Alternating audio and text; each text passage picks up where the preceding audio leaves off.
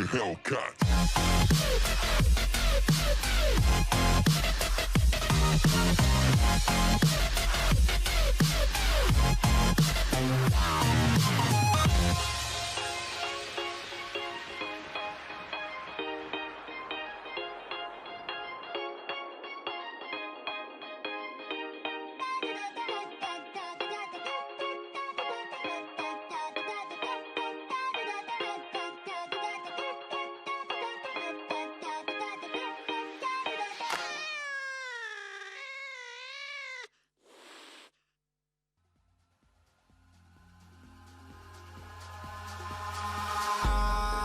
In the sky, gazing far into the night, I raise my hand to the fire, but it's no use, 'cause you can't stop it from shining through.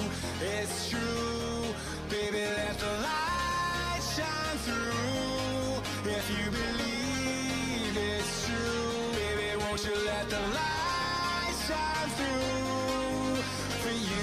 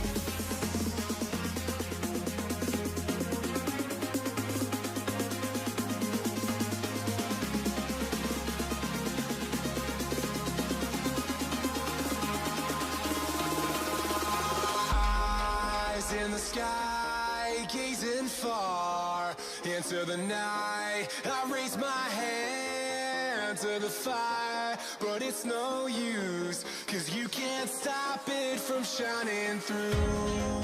It's true, baby, let the light shine through.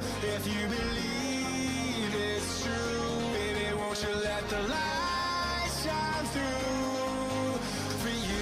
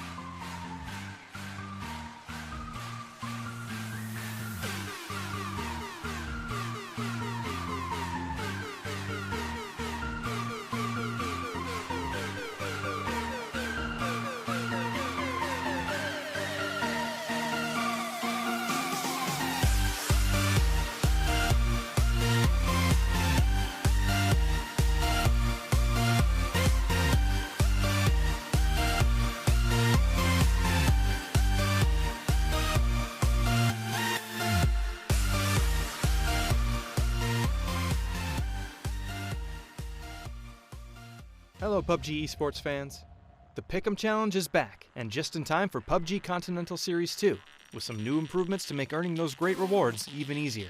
That's right, starting with PCS2, we've extended the Pick'em Challenge event and increased the number of matches, allowing you more time and opportunities to collect the points you need to earn awesome, unique rewards. You'll also be able to earn more free voting coupons than before, while having opportunities to earn esports points just by watching our live PCS2 broadcasts. The PCS2 Pick'em Challenge takes place from August 19th to September 8th for PC fans, and August 27th to September 8th for fans on console. During this time, you can check out real-time tournament standings, information on participating teams, and player stats in the Esports tab in-game. After PCS2 finishes, you'll be able to spend your earned EP in the Esports shop from September 15th until the 23rd. The shop is filled with exclusive PCS2 themed skins you can't get anywhere else, so make sure you spend your points while you can. Like before, the Pick'em Challenge is divided into 2 games, Pick the Winner and Team Face-Off. Pick the Winner lets you predict the overall champion from each region. You can only vote for each team once, but with a 100,000 EP prize, you're looking at up to 400k if your prediction game is on point.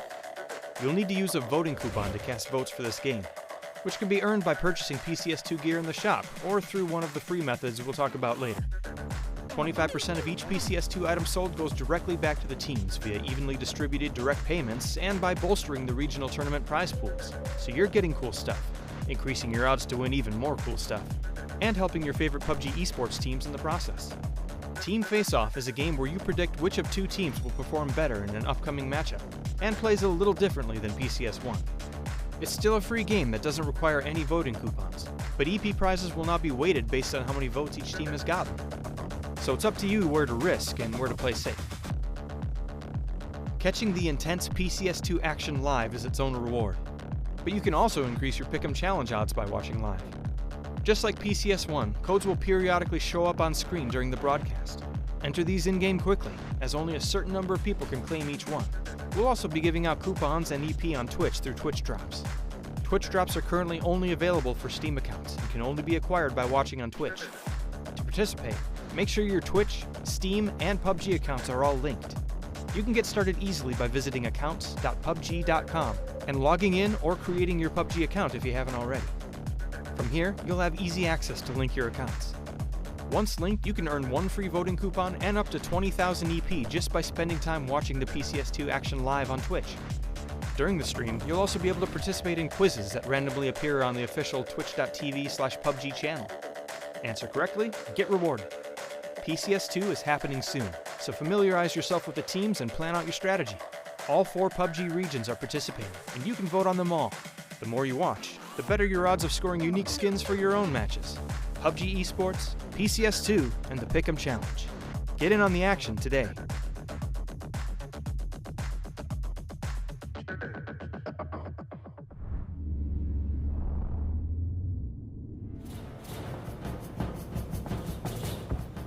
Can I crash this one on green? I haven't seen anyone on green, but there should be people.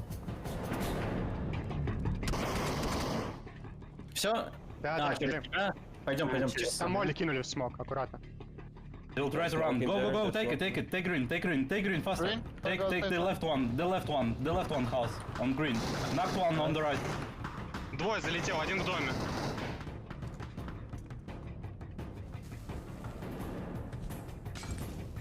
Меня можно поднять, если дверь откроете в туалет, и я заползу в туалет. Я подниму.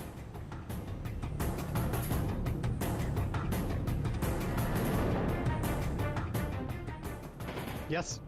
Я молик туда даю. Я правый тоже дал, я тоже правый дал.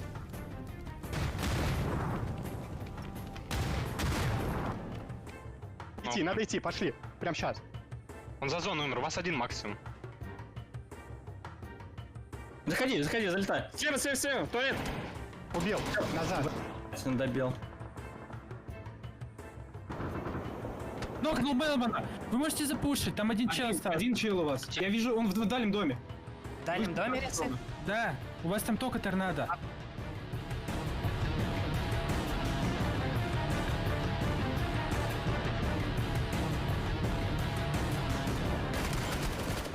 Хорош, уйти, забрать и уехать. Подожди, Я на баги заберу. Да, я уеду. Окей. Надо максимально зафармить, надо, типа... Выбил баги эту. Убил, да. Дожрал баги. Trench is out. Knock one, I got one knock. One more on back of 3, knocked him. Nice, good job.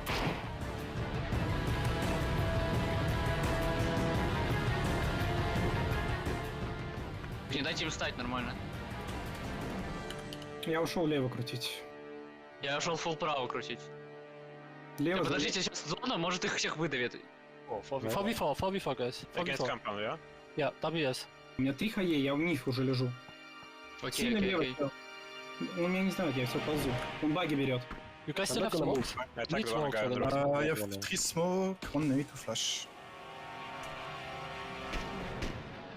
Я к ним просто в ухо пробежал, все. Слева. Все, живите, сейчас ласт зона. Я пойду их буду нокать в спину, вам надо под это играть будет. Only one guy roof, guys. I think the other 3 guys are proning, like left and right, you know? I will go to right height. Где нокнул? На четверке. Тихо, тихо, меня что-то едет.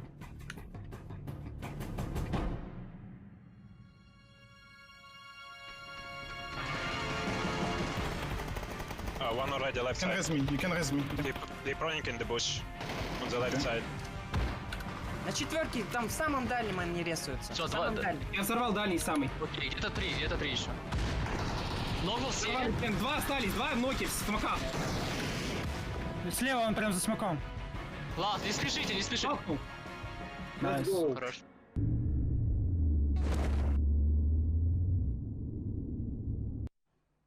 Greetings, ladies and gentlemen, and a warm welcome. We are back once again for PCS2 EU, where the best teams reign supreme here in Europe. My name's James. I am your host here throughout all of this. And to my left-hand side-ish, I have Martin as well as Toby. Toby, nice shirt.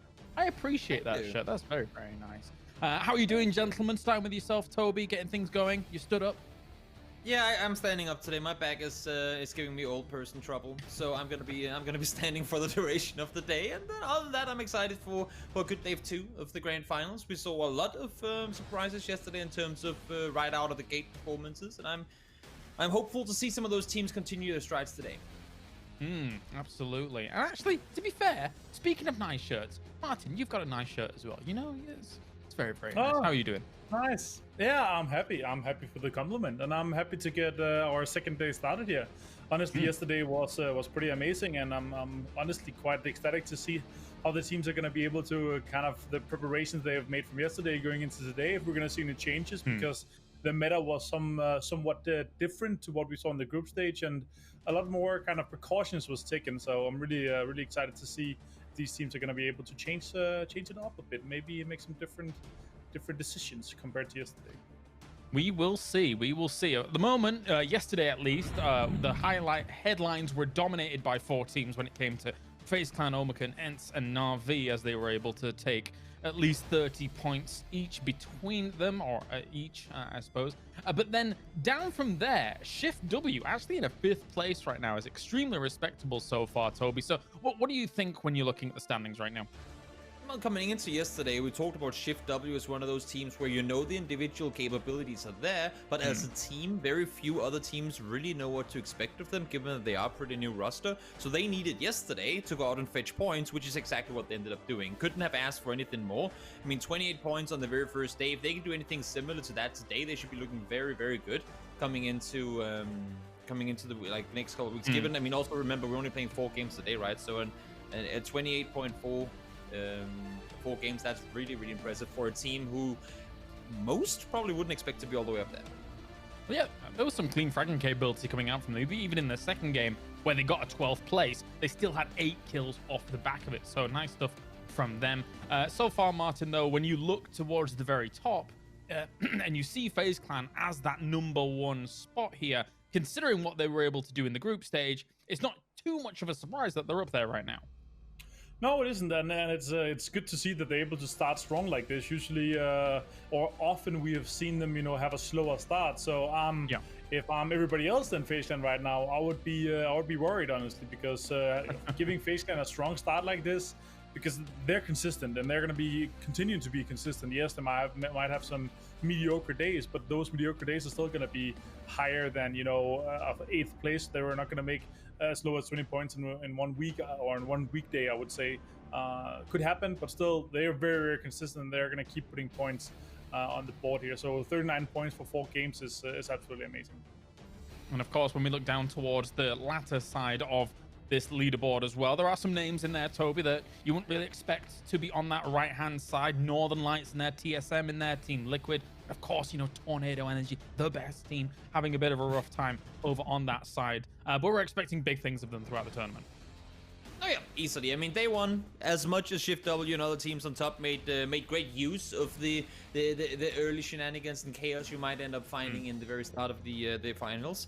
Other teams, they clearly didn't manage to find their pathing through that or weather that type storm. So they're gonna come off a little rougher from the get-go. But remember, I mean, it's still 24 games, and I would be very surprised to see a team like Liquid. I mean, European Energy, all the teams you just mentioned, to see any of them at the bottom 8 of the leaderboard by the end of the turn. All right, very important right now as we take a look at the championship projection here, brought to us by PUBG Analytics. So thank you very much for them for this data and information. It's based on current results so far, as well as historical data from the past. Now, very important here, whilst we look at this and we see some of the teams that have got a very good chance of being able to win. Toby, Adept, 0.3%. Yeah? It's gone up. They're improving. They're improving, and also I'm glad to see no one is sitting at 0.0. Now it's just less than 0.1% chance. It's no one has a 0% chance of winning. That's there's always a chance. There's always a chance, you know. So Wildcats, better luck, BSTN or Etiquette. I'm waiting to see it. I'm waiting to see it. And to the point of kind of, you know, numbers that didn't look, you know, great from day number 1 coming into today, Martin, we're still seeing teams like Team Liquid, Northern Light, TSM, Team Tornado Energy being still on that left-hand side with still a decent shot, despite not the best day 1. Yeah, for sure. I mean, any of these guys that are having this high of a projection can go in and make, you know, a Navi day like the last 4 games in the group stage. Like, it's 82 points they did in 4 consecutive games. So, and I feel like any of these games can do it. Yes, it's our grand finals. Yes, there's all the good teams, or our top 16 teams are in this lobby right now. So, even though, you know, 39 points yesterday was fine, we have to remember Navi went in and did 82 points in 4 consecutive games, 4 wins in the last day of the group stage. Yes, they might, like, people might not played the same they would, and so on and so on. But still, if one of these very, very good teams and some of our top contenders get a slight chance of circles and have some good rotations, they can also put up, you know, 60, 70 points in one single day with 4 games. So it's not just because you have, you know, a 10-point day. It's not over, and still, even for the guys in the bottom with low projections, they can still have an insane day. But it's 24 games, and that's why we're seeing the kind of the championship projections like we are here. Yeah, it's got to be scary for a lot of these teams, though. For FaZe to be at the top and then see a 25% on their side, kind of crazy stuff overall. But anyway, let's start things with predictions for the day. Toby, we're going to keep to tradition for now, and we're going to start with you. Well, I mean, yesterday I picked the team that came into the day with nothing but wins in a row, and they were doing good coming into it. Yesterday they delivered. They didn't win, but they were close enough. So I'm gonna actually, for the first time ever, I'm gonna maintain my pick in Navi and say that after a good day 1, they're gonna have themselves a good day 2 as well. All right, Martin, your turn. I'm gonna pick a team that I feel like is one of the teams that are very good at preparing from day to day and coming up with strategies that revolve around what the enemies that they're playing in their lobby. So I'm going to go with Northern Lights. I feel like Battalions is putting in an immense amount of work into preparing and kind of counter-stratting, which is obviously something that's really important. Playing in a 16 team with the same 16 teams lobby with this many games being played. So I feel like they've done a lot of preparation from yesterday going into today. So I think they're going to have a really good day today. All right. And I guess time for my prediction. You know, it might come as a surprise to everybody out there, but it's a team that's currently trailing behind number 1. Yes, they've got a lot of work to put in. It's Omaken, actually. Not going for a Tornado Energy today. Thought I'd mix things up a little bit. maybe even production's surprised by my choice, considering they haven't put it up yet. I think so. Yeah. Redo. But no, I think, you know, maybe we'll see Oma can actually strike out and do pretty well for today. And apparently, it's. Can I change mine to Tornado Energy now? Because just because James didn't pick them, today's the day they gotta win every single game. I'm just saying. It's gonna happen now. They're gonna prove you wrong, James. They're gonna prove you wrong. Yeah, there you go. I'm doing it. I'm gonna do it. Just because you think that today is the day they do it. Today's the day they do it. I think you're right here. Also, picking Navi back to back is kind of boring after they won 4 games in a row in the group stage, right?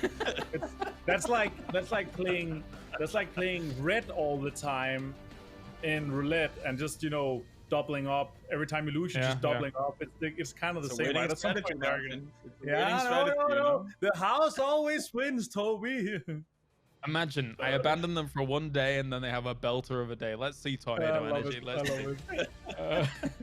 Toby will be the end. Be like, I told you so. I'm like, all right. But anyway, looking forward into the future here. Again, 2 Miramars, 2 Erangels to get things going. And when we looked at Miramar yesterday, ENCE had a really decent start, Toby. Of course, it wasn't the hardest game for them by any stretch of the imagination with circles and things like that. But when we were talking to them at the end of the day, they seem to have their game plan kind of set now for their roster. It's working out.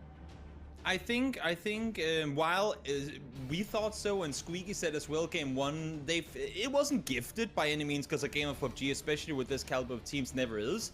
But they said there was somewhat of a walk in the park with the first game. But I gotta say, I mean, I think he's not giving himself the same credit that they deserve, because it's very rare. Now I don't have the stats to prove this, but it's very rare that a team that is rotating over Los Hijos, I mean the Southside Prison Island, actually should come out with a win. That just, I mean, a team that ends up going in those type of really deep and far rotations, they normally don't always come in. Like, they come in late, usually. They don't get the footing in the circle. They don't get the knowledge of where opponents are. And these guys did. They turned it into a win. They had a really good performance out of there. And I think, honestly, while circles came their way, sure, but they were also playing it from the hardest position coming into the position they ended up winning from. So it was a good game overall for them, for sure.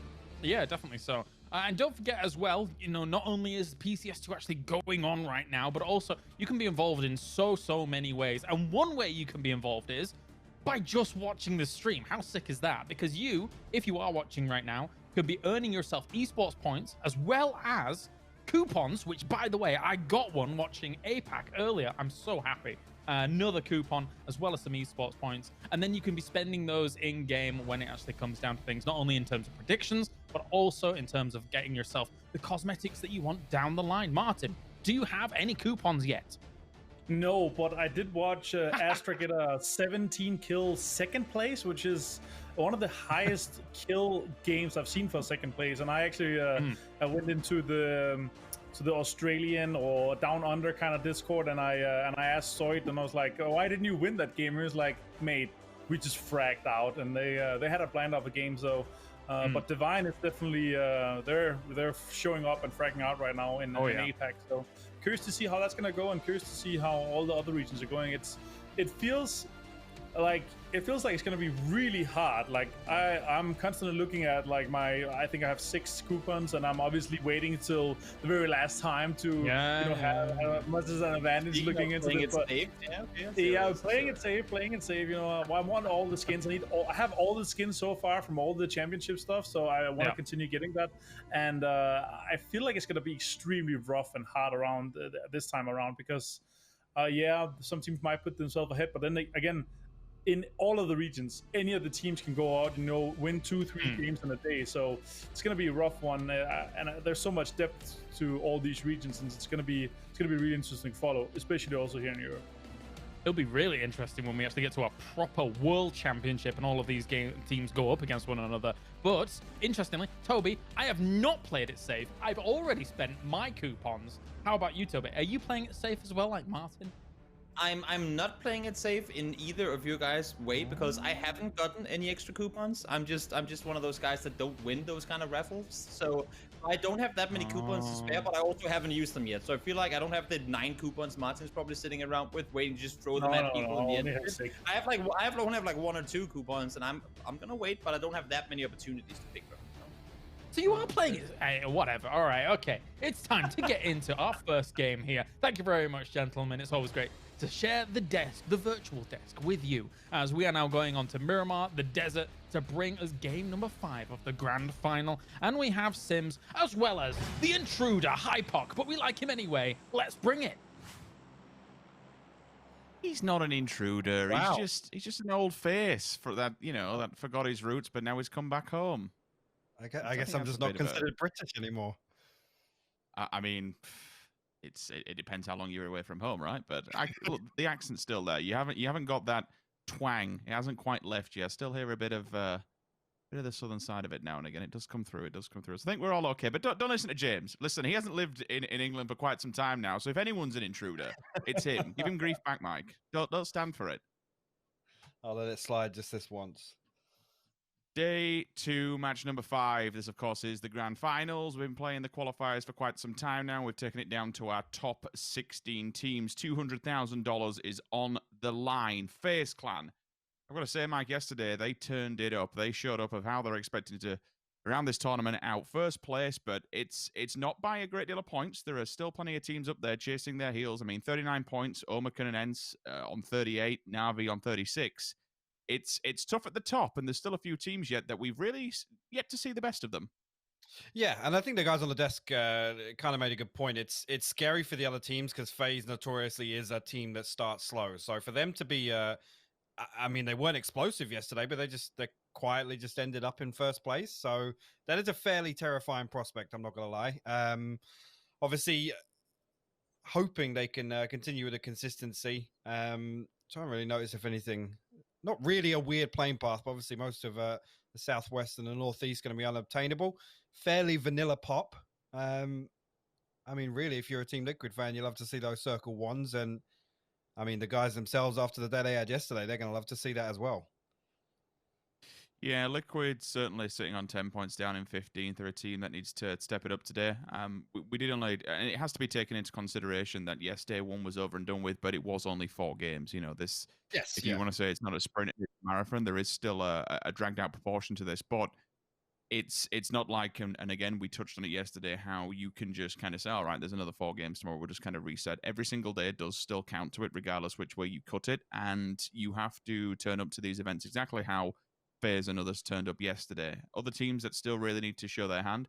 WS15 is a team that has shown potential. You know, we look across that roster, there are many a name that we've seen throughout the Pro League. One of them we've seen more recently on Navi that was removed throughout PCS1 and then has found himself on this team. There are other members of ex-Navi on there. So certainly a few good names that we know that can turn up, and getting to this grand finals, I salute anyone who's made it this far, and we certainly have to respect it.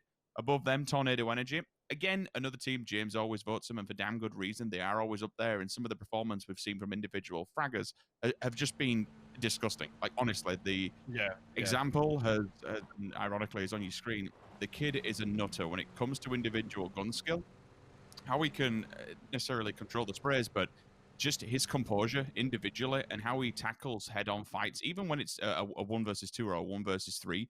Been able to clutch out those situations is why we're so aware of his name now, and where we're so kind of scared when we see him put up his back against the wall. And as a lesser extent, TSM, 12 position, 17 points. It's not the worst in the world, but again, these kind of teams that we've all spoke about, we'd look to be above that halfway line. Yeah, they are. But importantly enough, I think as well, the 3 teams you've just mentioned, they all have the possibility of popping off. And we know yesterday... obviously, there was a couple of teams that had that one good game that kind of carried them through in terms of their leaderboard position now. I mean, outside of FaZe, really, I can't think of anybody that really was like heavily consistent.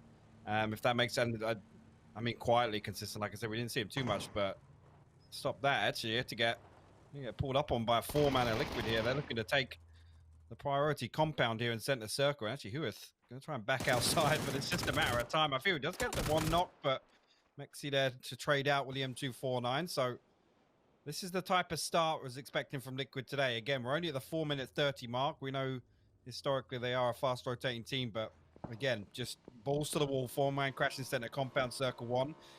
That's a different approach altogether. What is notoriously scary, I suppose, is FaZe's slight turn and face of their position versus how many kills they've actually got. Like, I know 18 frags is still nothing to be sniffed at whatsoever, but there are other teams that are above that 20-point mark. Na'Vi, I mean, hell, 28 kills across 4 games is pretty damn good. But still, 39 points when it comes to 18 of those only been on kills alone. So placement's definitely been with them. With the first and second, it always was going to be. Same goes for ENCE. I mean, they're below that on 17, but they're given their position in third. It comes down to winning 2 games out of 4 yesterday. So, I mean, you throw a 15. Oh, curse of the caster as we're speaking about FaZe. I was going to say, this is the exact same situation as yesterday, Rich. Right? It was Tornado Energy and Gustav literally at this spot. It was the church slightly south. This is obviously the Hilltop compound, but Tornado Energy were in a similar area yesterday on that Legendary circle, 2-2 split across the road, and Gustav gets caught out this time. And that, it's, you know, there are certain individuals of a team where you can, reminiscent of dying, it's like, oh, he's dead again, he's dead again, he's dead again on transition. And, you know, it does fall a little bit to Gustav after Jempty with the old FaZe clan years ago, takes up the mantle of being the scout, being on the bike. So there is that small saving grace. You could say, well, he's died because he's been looking for a home, but rather him die than the entirety of the team turning up in a couple of vehicles and getting battered on arrival. So losing one and you lose it while you're looking for a place to call home. Tornado Energy, I think it should be good to mention as well.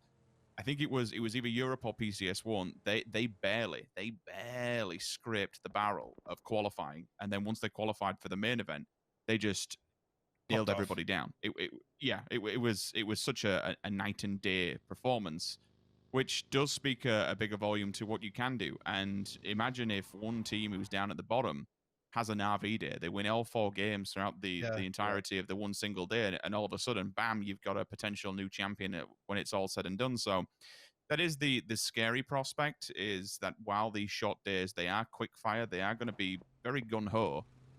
Anything's possible if you manage just to all the cards kind of go in your favor and you pull a Na'Vi day. Like, yeah, well, that is the biggest saving grace.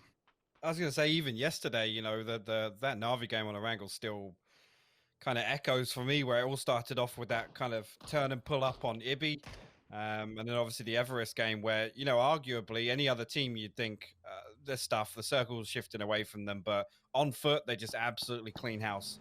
And it came down to Senyo again, was it 8 or 9 kills I think he ended up with in that game. But again, just absolute maximum value out. Surviving that late into the game, you know, the placement points are absolutely a plus, but he was still cleaning up. I can't remember who the 2 members that sent it out of the double whites just next to him, but even picking those 2 kills out of the vehicle as well at the end is just, if your bad games were situationally bad games, I mean, in terms of the circle, end up with you getting 16 kills or whatever it was in a 3rd place, like, happy days. Which I suppose is the same point as TSM's day number 1, where they got like sub 10th place, but they had 10 frags to the name. Like, if you can still garner double-digit points, you're always going to keep yourself up there. Come on, Shiv, you need a bit more speed behind that thing. Either that or just get in the car and crack on, lads, you know? He flipped it from one side back onto the other. French driving, by the way. It's just French driving things. Circle about to update with something like this. We'll see which side we're going to be swinging.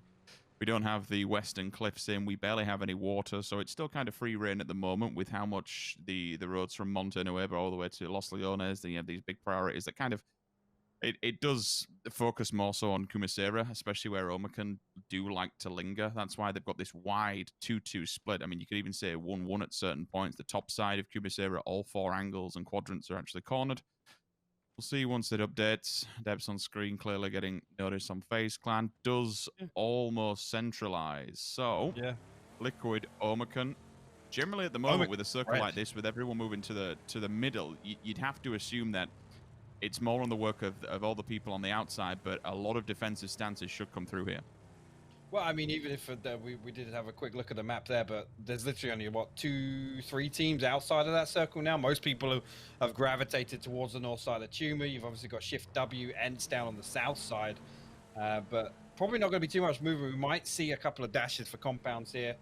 Omakan spread, though, is going to give them first dibs on whatever they want in this circle. They had a really nice kind of individual 1-1-1 split. Actually, Jempty going to have Spades pulling up on him, and that was the... He was just trying to play his life a little bit there. He has got a teammate T-Bone up at the crates, but FaZe going to pick themselves up consolation prize for losing Gustav, but T-Bone, as I said, up at the crates, he had a really good oversight on GMT's position, and Fuzzface will fall in response. It's an interesting trade-off. 1-1 points going either way. Kind of is actually GMT being the individual player that he is. It's rather unorthodox for him to take his eye off the ball for all but a moment. But again, playing for life, it's one of those situations that you just have to deal with as you faced upon. Probably didn't expect FaZe to pull up behind him as well. Honestly, I think he may have hit a tree or something to rather stall it. It was just check the buildings in front of them. But still, I suppose that goes hand in hand with what can happen when you try and take up so much land. Omicron was playing a rather large split. So if a team does turn up like that, and you've got 3 players to face off of, regardless of how good you are, it's, you know, you're always going to lose a player or two. Everyone else now just magnetizing as close to the center as humanly possible without dying, without losing half the team by doing so. Some of the priority compounds, you know, if you're outside of that central zone, everywhere is going to be occupied. You have to be careful, have to try and play your life. And even now, on such a small amount of screen with there, we can see 3 teams. They're all just a 3-way battle. TSM just off to the side. Adepts will try and regroup themselves because Team Liquid are also in the fold here. And Vard's still occupying the south side of Picardo, but meanwhile, actually, we've got WS pulling up on Zocker, and Brexco up in the hills is going to have a good sight lines on this, but it's a 4-man crash onto the compound, and Zocker's got a huge task ahead of him if he wants to do some damage here. He's got to be really careful. Brexco actually peeling away on the minimap. You can see Chris, and actually, yeah, Zocker's going to hop onto the 2-seater and opt to give this up. Probably the right decision there. No real damage done on the way in from Brexco, so I don't think there was an opening for Zocker to kind of capitalize on that. But again, they've got a good position up here. The split was just to, I guess, keep an insurance policy, a contingency for later on. He was quite light on lethal utility, only 1 nade and 1 Molotov, so especially up against a 4-man stack when they can just push you, it's you got to weigh it up. If you are getting the information from above, if there's only 2 there, then maybe you engage. You try and put the lethal down first, get the information from up high, and then decide how you want to play it. But the call was made and came through. Just retreat, back off from it. There's no point in even losing your life. It puts it at a disadvantage. So I'm completely fine with it. Circle about to pop. Navi on the edge. What would you expect? This will be a little bit more of a harder task for them because this northern side, Tornado Energy, Bystanders, Northern Lights, like, that is a fortified entrance point if I've ever seen one. So either Navi goes for the western swing, maybe tries to make a big old western approach for the backside of Kumasera, try and use the height advantage, or maybe they just use the regression and crack on with it, get right stuck in. Uber will be having a difficult time if he gets spotted out by SW, unless he can get inside the house. Oh no, the door closed. He missed it. He opened the door, and I don't know what happened, but fortunately, we'll go down. FaZe looking like they're going to lose another one. I was just going to say, actually, Tornado Energy pulling away from that Ladriera kind of ridge, the high ground compound we saw they killed Gustav at earlier. It's actually going to give Navi an opening. If they can scout off that high ground, they have a really good spot to play into the side of Tumasera. We do have a couple of teams, actually. You can see Ents crashing in now as well. This is a 4th team joining the mix inside Tumasera.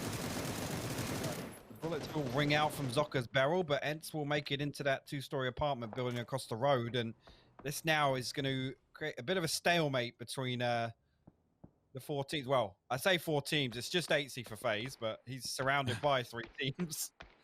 And actually, WS up on the high ground as well now, Rich. He's a bit of a clutch king. We've seen Itzy in some very tricky situations, and somehow by hook or by crook does come out on top. So Tab's got smokes down. Puts the wall up to try and make it towards the teammates. TSM, please not another 16th. We've already seen enough this weekend. Tab does go down. That was while it was out on transition. Spin out's there, but he can at least still keep going. 3 buggies and the Bronco. Slowly but surely, I suppose, at this split. I was going to say, they've got a really good path in here, Rich. They have, it's open, but it's really like, once you're inside, it's like, where do you really go? You're going to need 1 player to probably die at a compound and check it first. vehicle spin outs actually cost them even more than what they anticipated by having to sit off the back. If he gets away with that, I will be just no, it's another pull up into the 15 has arrived.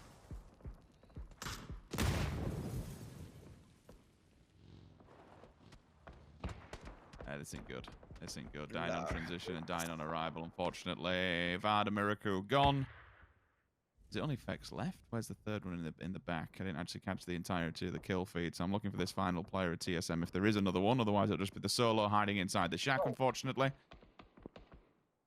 I think, yeah, Iroh made it onto the backside of Ence's building. Look. So we got Fex over at the shack. Iroh's made it onto the backside. So he's going to be able to prone out for a little bit. But look how open the West is. And like I said, that was the rotation that Na'Vi, if they could have made it to the high ground, would have been able to scout in. But whether or not the circle is going to favor that, I spoke too soon, and it's gone completely the other side. So it doesn't matter at all. Well, now Raise Your Edge are going to backfield WS down at that compound they crashed initially that Zoka left. And actually, the Wildcats and Raise Your Edge have a lot of ground to play with here now. Northern Lights, not a great deal of time. Navi on the opposing side, probably just playing stalemate with them until they can see what goes on, maybe assess the situation. I know Navi's taken a fair amount of damage in that last rotate. Again, it was just trying to make it as a four-man stack. Liquid arriving at the foothills of Omicron, able to see what's going on and hear all the information from the audible bullets and gunfire. Probably don't want to get involved in that too much, to be honest with you. Effects in his shack, I mean, do what you can. You're inside the circle, right? It's absolutely better than nothing. Ira is still up on the backside of the old Ents wall. Tulin's having a peek. We'll be able to feed this information back to the rest of the team to maybe to fan out on the edge of the white and intercept them. But honestly, they're all on foot by the looks of it. Actually, excuse me, tell a lie. Spyro does have one vehicle, so whether or not they regroup up and go mobile is a different question altogether. We shall see. Everyone else, generally speaking, bar the one player on your screen, which would have been Noki, is actually inside the circle on the southern side of it. The north is a little bit different. Bystanders, Na'Vi, Northern Lights, and Team Liquid all yet to do a fair amount of work. Tire goes pop, Philo goes down, Noki follows up by ETG. Unfortunately, this might be... Yep, it is. Adepts go down in 16th position. It was bold. I mean, they didn't have too many options, but they just tried to send it past Church, which is at this stage of the game pretty risky. And Bystanders now pulling up onto the backside of, well, the south side, I should say, of Tumasera up on the high ground. They're going to get the red brick. You can see Tornado Energy down to the left on the low ground in the hangars, but relatively unopposed here. And they've managed to squeeze themselves into the backside. And actually, they have a good path into WS's position further along to the east. Now, I mean, to get this at this stage of the game is actually a pretty big deal for them, to be honest with you. There aren't too many options elsewhere in the circle. You'd have thought that Kumasera would have been the real safety net here, but unfortunately for a lot of teams, it's I know you're good, but LM4 needs to do some serious work here. Up high, yeah, sitting outside in the window ledge. Can't get away with that one, unfortunately, which puts everyone else on red alert. But just look at that. The second that one player, Chris, shows himself through the window, his life is just removed from him. Team Liquid have gone walkies, and for good reason. They know Omicon's above them, so you don't want to go in with the vehicles firsthand and get slapped on arrival. Exactly what's happened to Beamy, unfortunately. Comes around the oil cylinder as an example. Got him dead to right. Swings on the second one. Headshot comes through. Jot falls back while Flammy's there. Up front center. We'll see what else he can do. But Quizzy, on the other hand, has a different idea as well. That's the off angle. That's the flank peekaboo. Thank you. Jot comes in from a different one. They remove one scout. That kind of evens it up for all but a moment. We're still bleeding out the wayside. There's nothing too much they can do. There's an option here, and it's only a small one for Bystanders to maybe get ahead of the game onto Tornado Energy, because if they stall, the same thing will happen to them. Tornado Energy will wrap, they'll take the low ground, and then the shoe is on the other foot, unfortunately. Tornado Energy, though, as they do rotate, they will take fire from a different angle, a very slight elevated angle, and that's WS directly in front of them. That will be the next task. If they can get down into the lower side of Kumasera, then potentially they survive. One person who will not be surviving, it's Ibi. Team Liquid about to engage full on with Omicron. Yeah, actually, Vasco going to follow up with down to Clib as well. Mexi trying to get some utility into the crates here to make a push in, but He just got himself a dirty little spot in between. Mexi actually going to underhand a flash through that. That's fantastic from him. He's going to come him. 249. He's going to find him. That is fantastic work from Mexi. James elsewhere will find Vascu, and just T-Bone standing now for Omakan. So fantastic turnaround from the two boys remaining for Liquid, but the damage is already done, and Rip is going to find Mexi a distance with a Mini 14 to, I guess, put a stop to this push. Looks like TSM actually took down Northern Lights, so maybe Perfectix making a last-ditch attempt to go for that shack that he's holding residency in. While I know that Liquid and Omakan have basically just kicked the living hell out of one another, like I just kind of want to touch on Mexi. Like that flashbang underhand straight in row with the M249. He is just, oh, okay. Fex went down to the blue, so that's intriguing. So he must have been shot at, I don't know, I really don't know exactly what's happened there, but either way, unfortunately, they do leave us. But yeah, Mexi just mechanically is, it kind of scares me. When you watch his POV, it's just an absolute treat every single time and goes hand in hand sometimes with his survivability. 1v1 will go down just on the edge. I mean, they can both move inwards, so they won't die to the blue, but no helmet on the side of Jimbo. This is going to be a precarious task. Blaze have to get through ETG. The nades have been cycled initially. The frag will go down, the molly to follow potentially. Clearly no full information yet, and that's just because of the smokes. However, with smokes, it will bring attention, and maybe from unwanted attention uphill. If WS have a line of sight onto this one, they could be in danger. Omakan do go down 12 position. Jimbo wins the battle. Team Liquid carry on. Wanderer is off wandering in the bottom right-hand side screen, looking for players below him. Does not have a line of sight just yet. But now he does. SLR to hand. Go one-on-one with Melman, and this could be an easy, quick finish. Job done. GG. Aitzi also finished the example as well. So single-handedly, he's actually keeping FaZe in this one.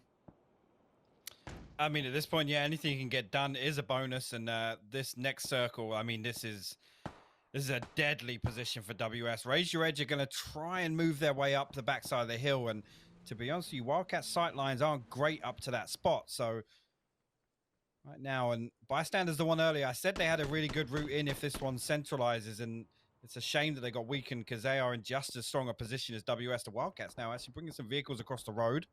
They're going to try and get set up themselves, and Raise Your Edge not able to punish that on the way in, actually, which could create a problem late game because these guys back at the apartment block here can actually provide good oversight. I suppose there was one thing to note really on that, is that Shiv and Udyr are playing Mortal. Oh, we'll hold for a second. Code Marco's going hunting. We know that he's a man with a name. A bit of a fan favourite here and has been doing damage in this competition thus far. Smoke's down so he can get the first aid off. Forever's there as well to back him up. The support is real, but with Lazar and Lipsing going down, Lazar at distance, WS, we said, the sight line from up high will be pivotal. Marco needs to confirm these and make sure the points go the way of Etigot. If not, WS will have a field day. The only thing they need to be careful is they don't get punished themselves. Apocalypse does have some utility he can at least put down. Liquid goes out. Rustam Mar seems James. Oh, caught with his pants down, but somehow makes it work. I have absolutely no idea how. Hides behind the vehicle and waits for the rest of his teammates to come by, get him up, and trade off on it. Hence, on a bit of a mission, they need to be careful of the fire that's down through the smoke. They don't get burnt because Squeaky and Tixu are both heavily damaged. You can't see it at the moment because it is slightly off screen, but Udyr and Shiv going wide down towards the southern side of the circle. They're actually trying to make that push and that demoralizing angle onto the side of the Wildcats, but it's BSD who actually strikes first, funnily enough. And now, I guess, planning on trying to clear out 80. 80 did a hell of a ton of damage there on the way in, but 80 found himself a cheeky little spot inside the bus on the outside, so I think Ents are going to be chasing their tails for the time being. They're trying to zerg their way through this two-story building, but he's not in there, boys. This needed to happen from Raise Your Edge. You called it how it could be a bit of a problem. They did lose one player to the Wildcats, but rather won than the entirety of the team, so they'll make the advancement. Thankfully, the cover's there for Etigan, and there's not a great deal they can do. If he nails that shot underneath the car, that just provides a little bit more favor. As long as She Created's not given any avenue to just lay into them. They have to be careful they don't lose two more. It's okay trying to go out and clear the backside and give yourself more room to play. I'm totally fine with it. But it's how many bodies need to be committed towards that. Eitz is still just on the bus. He's bought an all-day pass, mate. He's taking full advantage of it. And the problem now is obviously Ents are going to try and have to run in the open here, and Winstreak actually provide great cover for 8C. Oh my God. Word. That nade from Offspring was fantastic. It bounced off the roof, but now we have the push from Raise Your Edge coming on to the Wildcats. Monkey actually going to find She Created. BSD the last man standing now. Monkey going for a wider angle. Etiquette don't have line of sight on this right now, and they were the only thing stopping from Raise Your Edge from pushing onto this. This is dirty for Monkey. It's definitely been slow to get to this point, but it'll certainly be worth it. I just don't want them to lose another player. You can see Shiv has gone down. Lose Nudir at the start. Don't make this a second one who'll fall. Aduzi's not even going for the revive at this moment in time, which would suggest that maybe Shiv is going to go down. Oh my God, Eitzy did it to him. Oh no, he did it. He did it. 4 kills. Is he going to out-survive another team? There's no way. Oh my God, he's going to kill both these guys too. Surely. They got good smoke cover, but the crossover, Zocker going to take one tag. Chris is going to cross to the closest side. 8C gets Zocker down, and he's going to bleed out to the blue, so that's a 5th kill going to go on the board for 8C, unless it's stolen away by Wanderer here, but Chris will fall from above. Finally, Zocker will bleed out. That's fantastic work from 8C. I mean, the last man standing for FaZe from so early on.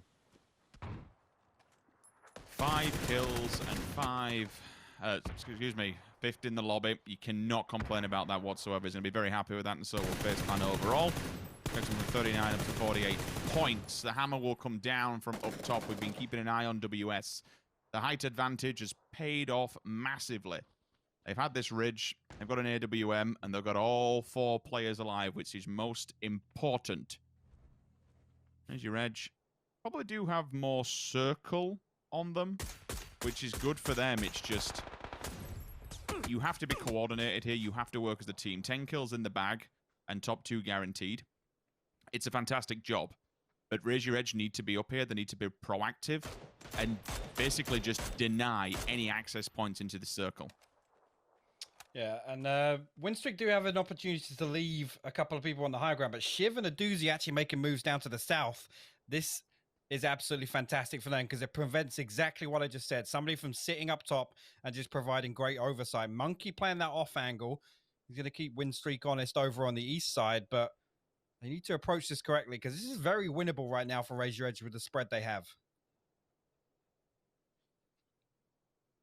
Still worries me about that AWM. I mean, Maxi is someone who even I remember from PEL qualifiers back in Minsk all that time. Like, he was just, I believe it was PEL qualifiers, certainly, if not that one event close by to it. Like, he was really impressing us at the time with his marksmanship skills. With an AWM now, he can just line up, Raise Your Edge, and knock them down individually. We've said that these lower, latter stages of the game is where sniper rifles can become a little bit more useful, having that one-shot, one-tap ability. You just need to make sure you're good with it. I was going to say, Rich, this is actually huge from Shiv. He's gone to exactly the spot I was talking about. And now if Monkey gets contact, Shiv is going to be able to swing up on the high ground. If Winstreak don't leave somebody up there, I can see Offstring going back towards that spot. But if Shiv gets the go signal from his teammates, he could be in an absolutely devastating position for Raise Your Edge. AKM as well, so it's going to hurt. Running green on the opposing side with the M4 and the SCAR. In fact, they've all got green guns, including the AWM as well. So 7.62 versus 5.56. Certainly more power in the side of Raise Your Edge, but WS have the man advantage. 2 players still pushing low. Wanderer in a bit aggro. Beryl does a fair amount of damage. Max comes in for the opposing side. Finally hits the shot. Shiv goes down. AWM bullet lands. Wanderer pushes as a duo. 1-2, thank you. Aduzi at range. Holy hell. Shiv goes down and is confirmed. But Aduzi has single-handedly turned this one around. Monkey was the bait. And he's brought them down to this side. How many more angles can he get? How much more damage can Monkey do? He's flashed up, nades down. Max is on the left-hand side. If he sees him at the swing, he doesn't. The gun's away. Now it's a 1 versus 2. AWM comes out. Tap, tap, tap. Thank you very much. And it's a GGWS. 23-point kill, but a doozy did. Honestly, as much as he possibly could, the communication was absolutely on point. Monkey was calling for support. He saw it. It was a little bit unfortunate that Shiv did go down. You were talking about that angle that he was holding for quite some time. But again, when you've got an AWM, even when you've got a sniper rifle, in those kind of scenarios, if you just land that one perfect headshot, you can throw everything in your favor. I mean, they already had the man advantage. Shiv going down there, he was...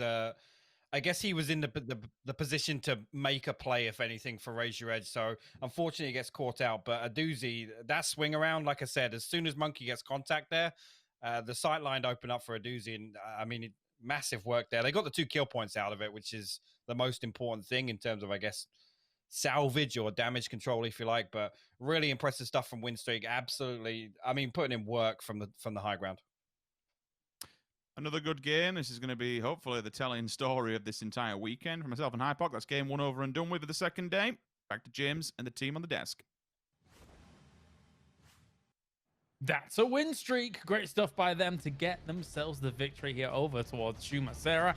As I have Martin and Toby joining me. It was a close one, though, towards the end. Raise Your Edge really made a meal out of this one, Martin. But Winstreak had a ton of kills off the back of this.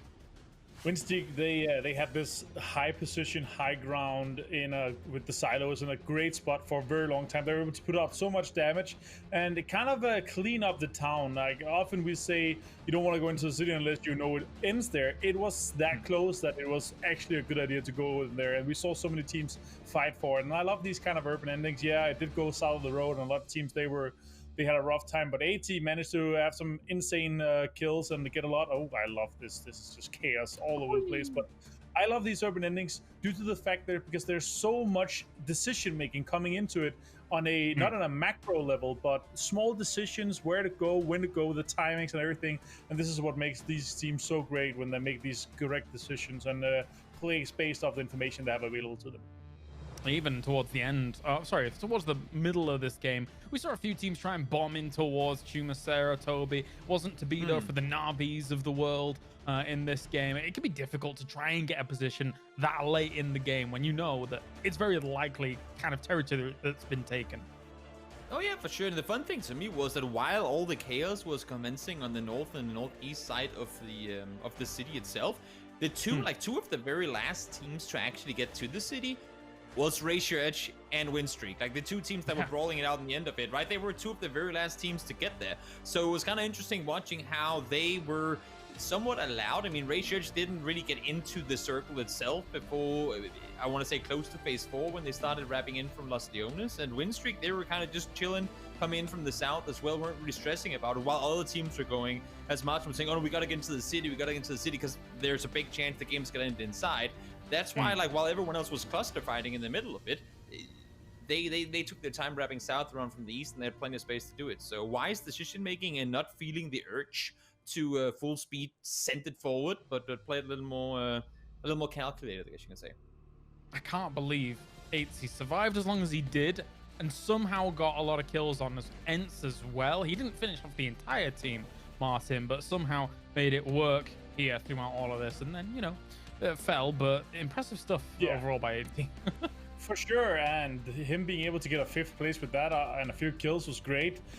Raise Your Edge, again, it came down to a 4 versus 3, and it talks to how important it is to make sure that you have 4 towards the end, because that could have made a difference. Having Udyr alive maybe could have been the thing that turned it all around for them. There was a 2 versus 2 in a situation like this. Adusi popping off, like this man's a monster, but Max is obviously putting Shift to his knees there, and that opened it up. But had they had Udyr, it would have been a 3 versus 2, and they could potentially have taken it home. So again, Winstreak wins this. There are 4 guys alive. They managed to take it down early and get Shift down as well. Great game for them. 13 points kills and 10 from the win. Just a 23-point massive game from them here to start the day off with.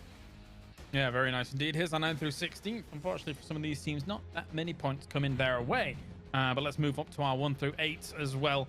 As you mentioned, the 23 points here for Winstreak, Raise Your Edge, and Shift W. I think you know, Shift W getting themselves another 10 points here is going to sit them very, very nicely up in that very top pack here so far, Toby. So they've got to be very happy with this.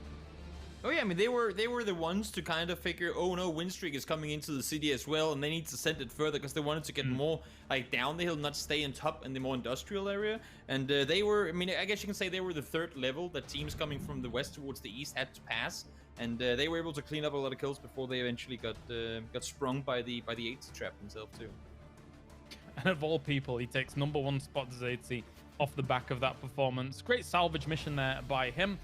Win streak though with the majority of the kills up towards the top, so a great effort from them too over towards the eastern side of Chumasera, and then having to swing on down into the open areas. Let's take a look at the damage done as well. Plenty of damage, but Razor Edge once again, I feel like Razor Edge with a doozy is just such a revitalized roster now, Martin. Yeah, revitalized. I see what you did there. I'm just looking at Doozy, and you can just see he's just not happy being 5th. He wants to be 1st, and that's where the small smile will come out, and he's gonna be happy again. No, jokes aside, good performance from these 3 guys, and I completely agree. I feel like this change here with the Doozy coming in, this was the slight change they needed. No bad mouthing about Naylor. He's an amazing player, an amazing fragger. The kind of the co-IGL or kind of aggressive calls that he can make in late game and also put out these insane knocks that and kills that he often gets. It's just so great to see from Medusi, and I'm really happy to see Ratio Edge going forward and see how they're going to be able to evolve with this. So for the majority of the teams actually committing to Chumasera though here, Toby, what did you make of kind of that situation in general? There were so many teams that, as I say, came late, kind of died in terms of collateral damage. TSM was one of the teams that fell to a little bit of that as well. Adepts wanted to send it in, but it was very, very difficult. It was just in general a very hard circle to play whilst we take a look at the overall standings here. I mean, we always talk about how difficult it is getting into the city because, oh, everyone's going to be fighting. But more often than not, while you're crashing, you'll find that one house that you can kind of lock yourself down in and you'll be somewhat safe.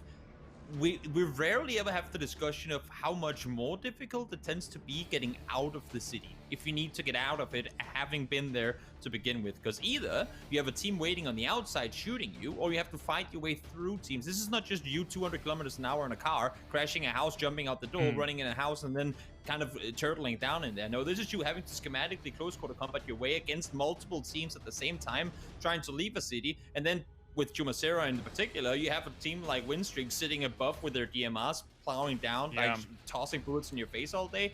That's just not going to happen. And that's why we rarely, if never, see teams that are inside those cities trying to get out end up winning the games. It could have been even more threats from the north, from the high ground if it wasn't for Bystanders and Tornado Energy fighting it out against one another, but that's by the by. Overall, Martin, when you look at these standings so far, it really does say to me that down the line, I think it's going to be extremely close once again with the kind of level of skill that we have here. Our 1 through 8, there's not that much of a divide up for these top teams just yet. I mean, it's only 1 and a bit days in, but still, I think it's going to be very close once again.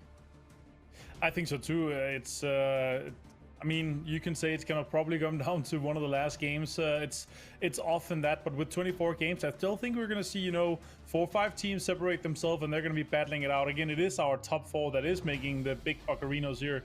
50k for first, 30 for second, 20 for third, 10 for fourth. So that's where it really separates themselves from 5th, where it's 6,400, like the 5th to 8th place is getting. So those places is going to be so close, and I think we're going to see it all the way to the end. It's going to probably going to come down to one of the last games again, like we've seen it so often before. Yeah, wouldn't surprise me in the slightest. And of course, at home, if you are interested as well, you can be involved. We've already said many ways in which you can be involved, but at home you can be involved by using the hashtag PCS2fan and recording a video of you cheering for your favorite team. So you can use their slogan, easy for Ents, for example, all this stuff.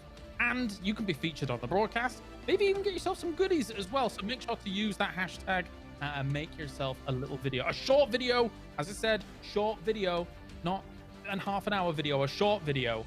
And you might get yourself a little spot, as well as following all the social media links down below as well here for PUBG Esports. It's a great time to be involved. And it's, you know, considering that there's so much to be involved with, not only, you know, watching, getting yourself esports points, participating in the quizzes as well, maybe turning in some of the codes from all the other regions. There's so much to do, Toby. I love it. I love it all. That sure is. It's amazing. I mean, so many regions playing. We have just non-stop competitive PUBG happening these days, and it's absolutely amazing for people like me, people like you guys, and everyone else loving PUBG esports. It couldn't be a better time.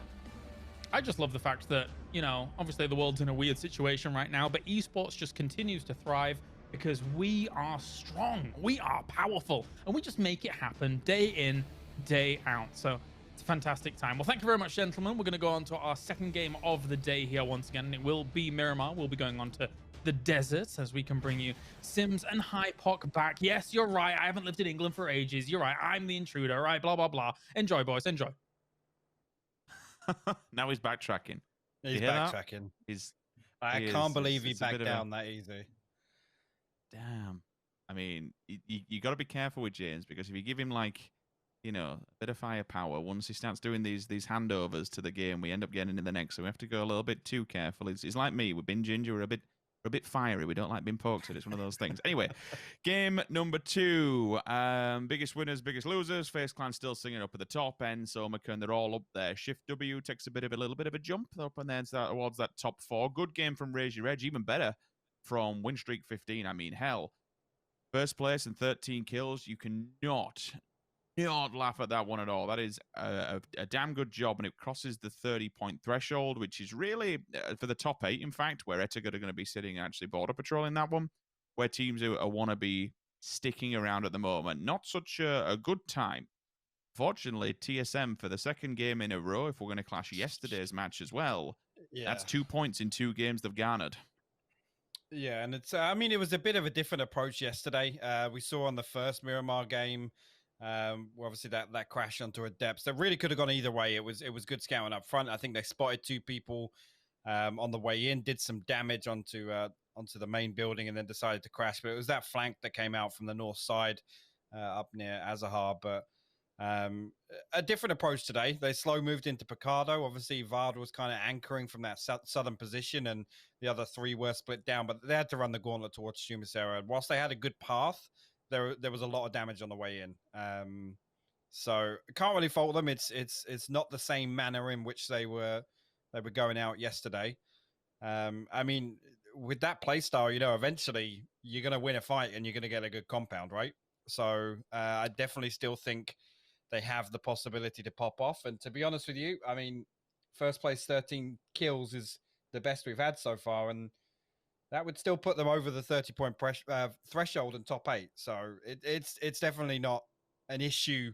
I mean, it's if you're a TSM fan, it's not time to get worried now. We haven't spoken much about them, but I kind of want to put Northern Lights under the telescope for a moment. Like, down in 11th place, for a team that, if we look at their recent performances, PSL, Season 6, they got 2nd place. PCS Charity Showdown, you know, we got 1st place, 25 grand. PCS Series 1, 20 grand, 3rd place. Pro Sessions the other day, 1st place, small prize pool, but still 1st. Like, this is a team that has been firing on all cylinders, that has been having consistent top 3 performances when we look at events. And to be honest with you, I don't think 11th place is befitting them. After 5 games, it's a shadow of the former selves at the moment. No, I think they're a team heavily affected by form. They're kind of their own worst enemies in that case. But again, you know, I put them in this, and not just because they're CIS, but I put them under the same umbrella as Na'Vi. You know, if they get 4 to the mid game, and they're in a position where they can kind of sweep and move through teams, that's when we see them really flourish, right? They're not often a team that's, you know, they dive center compound and sit there and farm kills. They're usually fighting their way into circles 3 and 4, and it goes from there. But we've seen them take early casualties, and there's a lot of teams that, you know, they lose one player and they just completely divert play styles. As I say that, Ents actually getting pulled up on by the 4-man of the Wildcats. Actually some damage on the way in. She created, we'll find Tixu, and Squeaky across the road has actually just turned around. He's given up on this already, as, I mean, rightly so. Both Ents players will fall here, and that's not what you want to see coming into the second match of the day. But the second place team will lose 2 very, very early on here. Understandable why you would want that compound and why 2 teams are going to be crashing that at this stage in the game. Given the circle, it's one of those. It's either going to flourish further and further more towards Impala. We've seen quite a few finishes between the actual city itself and the fields just to the lower of it on the south, or it pulls away more to the hillside where that compound becomes so pivotal. You can fight between that, the fields just across the road, and then you move down to the petrol station and the oil cylinders. Like, it's a very good place to be. It's not quite central circle, but by the next one, unless we get a weird and wonderful hard shift, it absolutely should be. Just to round off kind of how we're talking about the Northern Lights, like, I don't know the age of all of them. I think Batulans is around 20-ish. Like, it's still a fairly, in terms of our age at least anyway, a fairly young roster. There will be that state, I suppose, where it starts to run through probably what TSM's dealing with at the moment. You've been on this super high note. You've been consistently top 3 all the time. It's all singing. It's all dancing.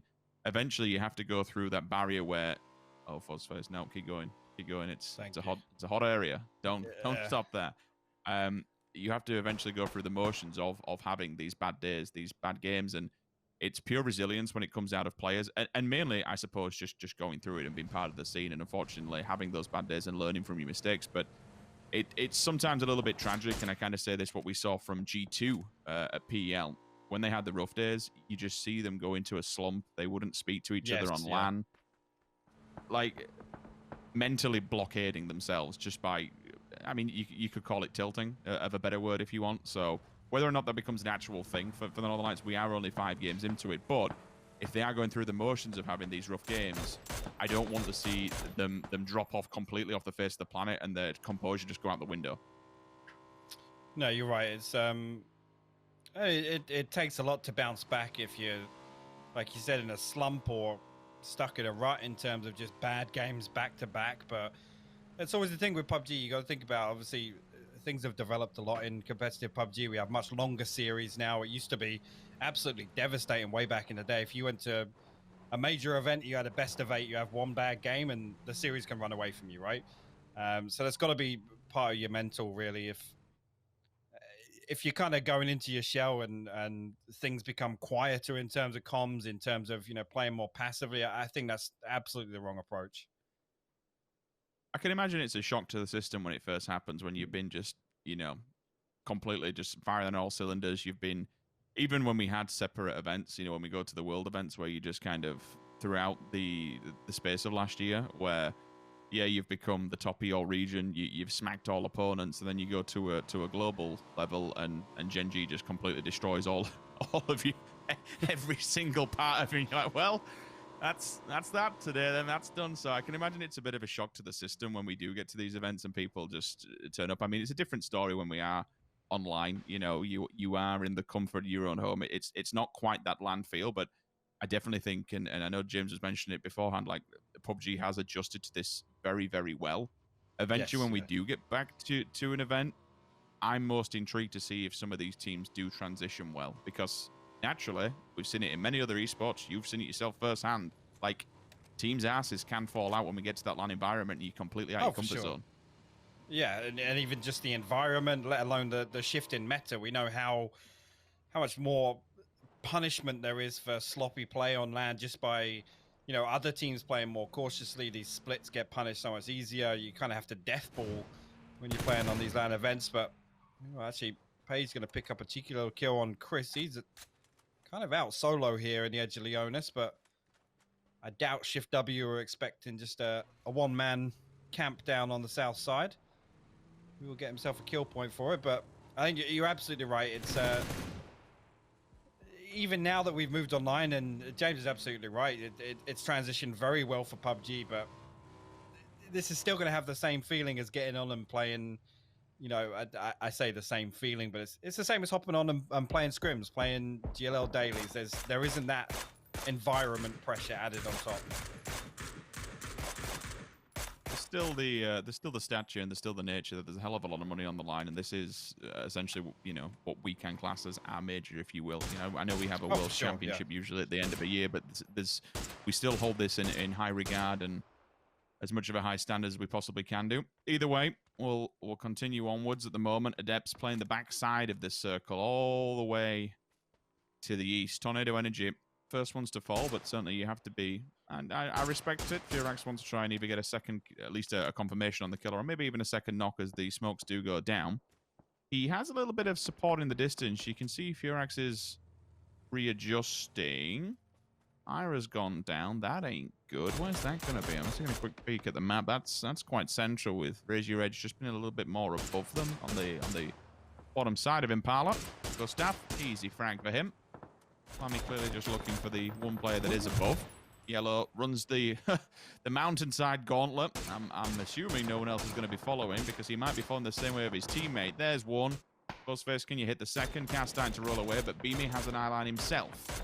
The answer back, tries to get down. Unfortunately, Gustav will fall.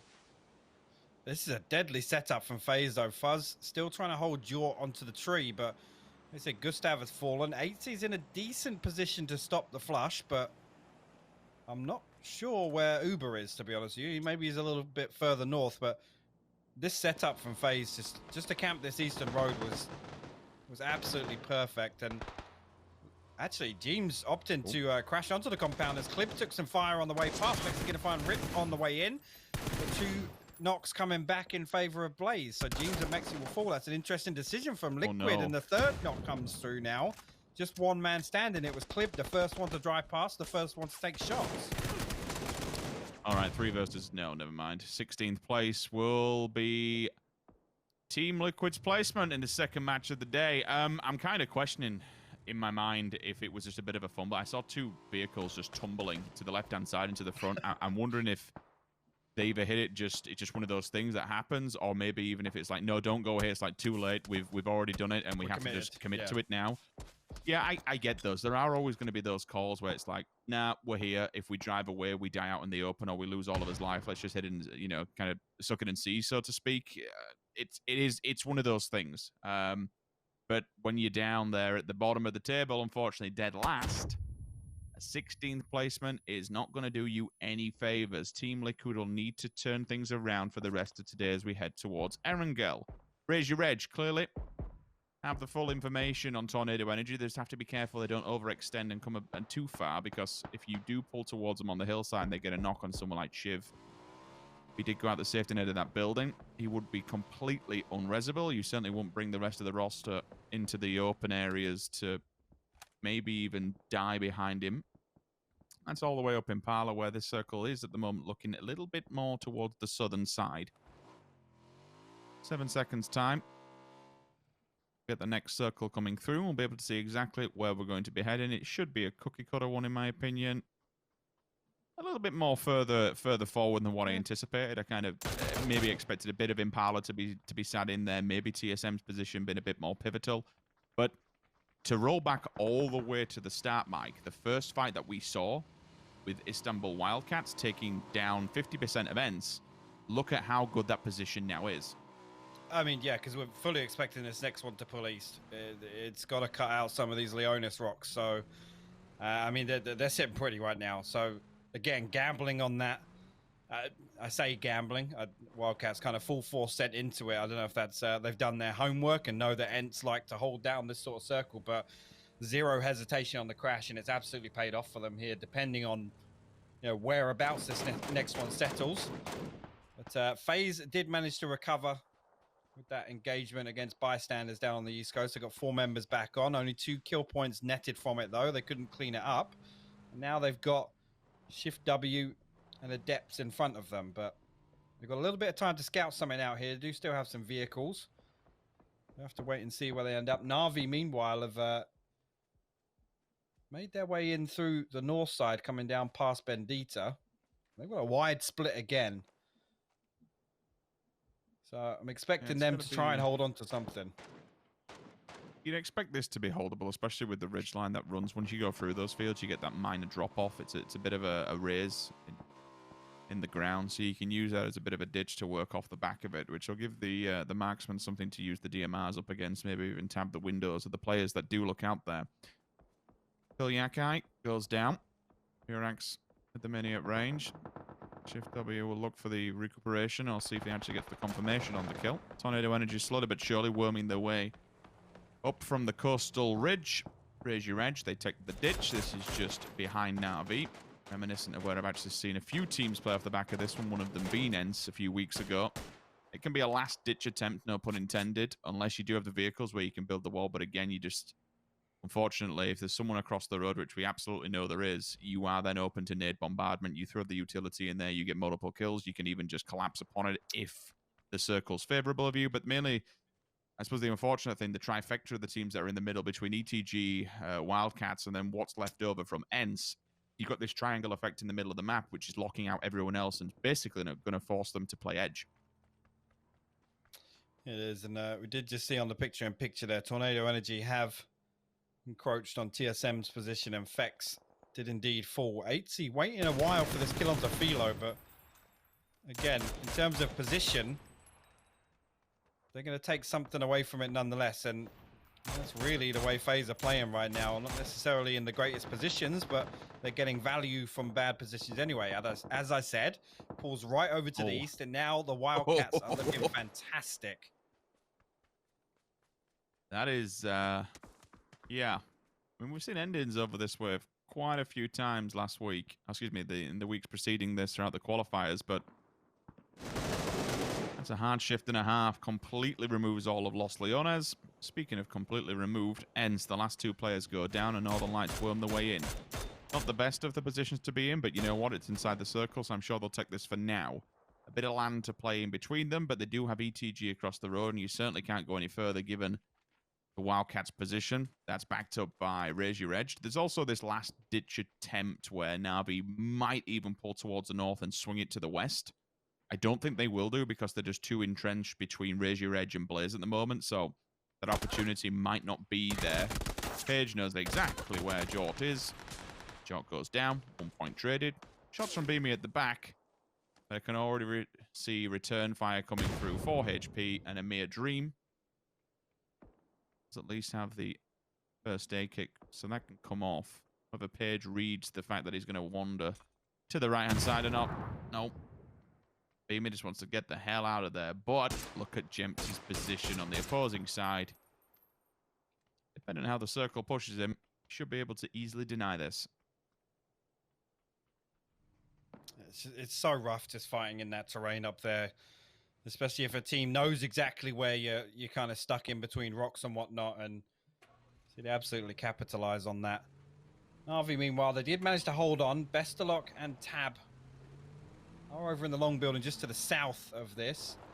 And Monkey is still breathing down the back of that compound. He's holding on to the ridge, and obviously a doozy, Udir, and Shiv made it into the dip. But actually, the Tab going to shut Udir down. Yeah, Senya might be fully aware of Monkey's position.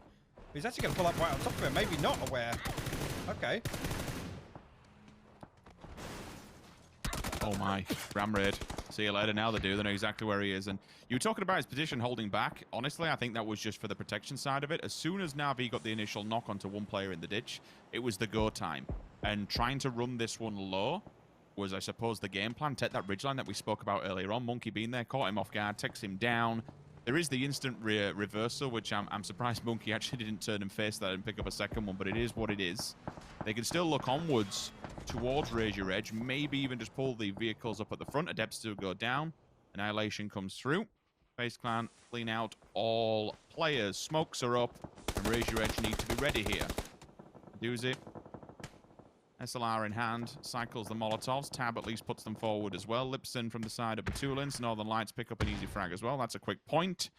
And the nade bombardment will commence. This forces them back into the corner, but mainly turtles them out of vision. This allows Na'Vi to move and look at the preemptive nades, even looking towards that right-hand side, maybe expecting the shift. As the flashbangs go to the left, they might be able to see something, but that throws a big spanner in the works. That's across the road. That's on top of the building. BSD comes through for the big shot onto Besto.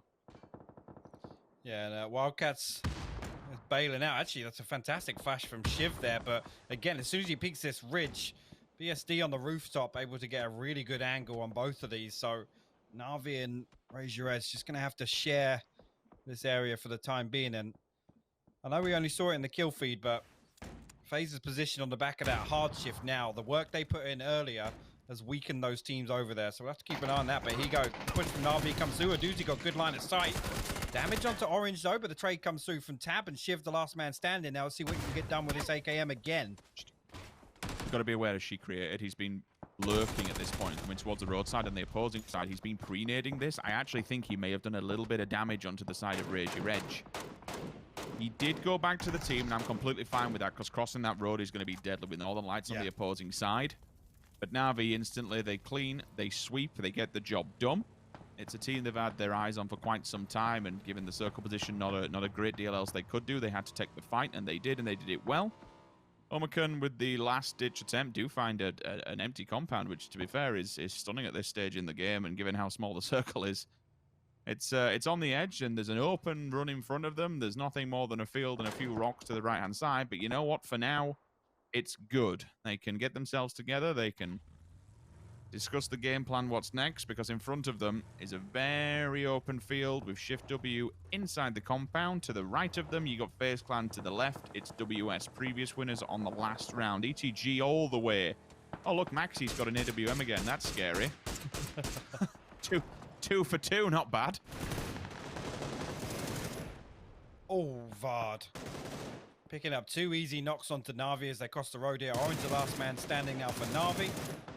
Vard gonna confirm both of those kills, but the Wildcats just foaming at the mouth on the other side of the street for that final kill on Na'Vi. And Tornado Energy still lurking down on the side. We know they did a little bit of damage to TSM earlier on. A little bit of utility goes out. They might fancy the push here. You can see on the minimap where the circle lies. So whoever comes out on top here is going to live to see another circle at least. But the Wildcats are able to pressure TSM's position so well from their compound.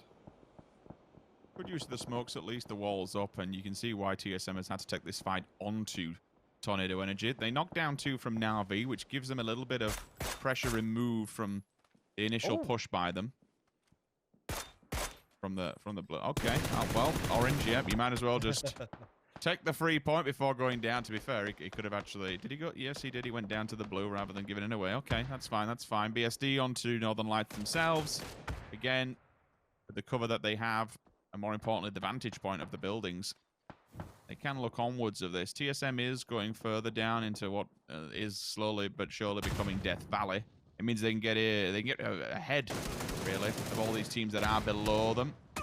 Deep's got the fight of his life, but with how many players are running his way, it's going to be extremely difficult for Tulane. Getting shot at 6 ways from Sunday. 16 points of HP left. From one team to another. Thank you very much. Down and dead. Zoka, we spoke about Shift W's position, centralized at the map, and how Omicron had to do all the work to get out of their compound. Well, they're now down to 1 player left. This has not been a good run. It hasn't, no, but FaZe have got themselves into a fantastic position. Just coming back to that, the timing of the push from Northern Lights onto Wildcats pretty much enabled TSM to use that smoke cover and advance into the circle a little bit away from Tornado Energy. So now, Tornado Energy actually stuck in a really rough spot because they couldn't go over to the west. Now FaZe have a fantastic ridge, or a hilltop, I should say, to stop them advancing any further. Again, you can see on the minimap the task they have ahead of them. That's a bit scrunched up for my liking. 1 good nade, especially with 2 people down on HP as well. It'd be a bit of a stretch to get a nade across there, but you know, we have seen weird and wonderful things happen before. I do at some point want to get Max's POV. Like, I've seen 4 knocks now by the AWM. I actually want to see what kind of angles he is holding, with ETG pushing on them on the western side. We'll have to fight through that in order to stay alive. H finds Uber. That's a huge scalp to be removing, especially as a solo snake. FaZe doing what they normally do and leaving 1 player behind just to watch the backside. This time, it has paid off because now it's noted on Page's position. All that FaZe Clan has to be careful of. That's a 5th one for Maxi. There we go, another one.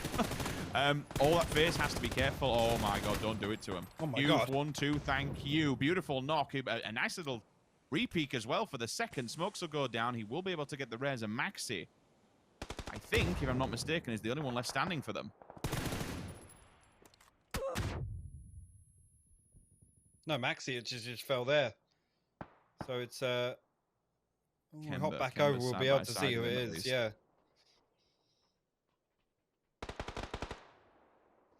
FaZe did look solid there, but now they know that Page is behind them, and I suppose that's, again, why they always leave one behind.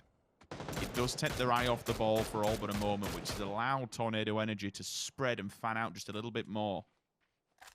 See them all just staring, watching and waiting for this one player to come. They can't take that fight without him going down because of the possibility of a third party.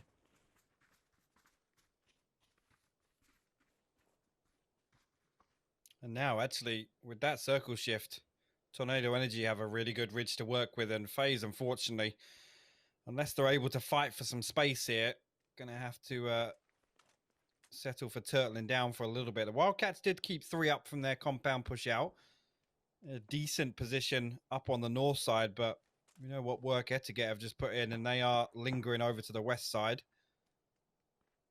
TSM, you can see on the X-ray there, 2 members of TSM just prone on the ridge in front, so that could be a factor.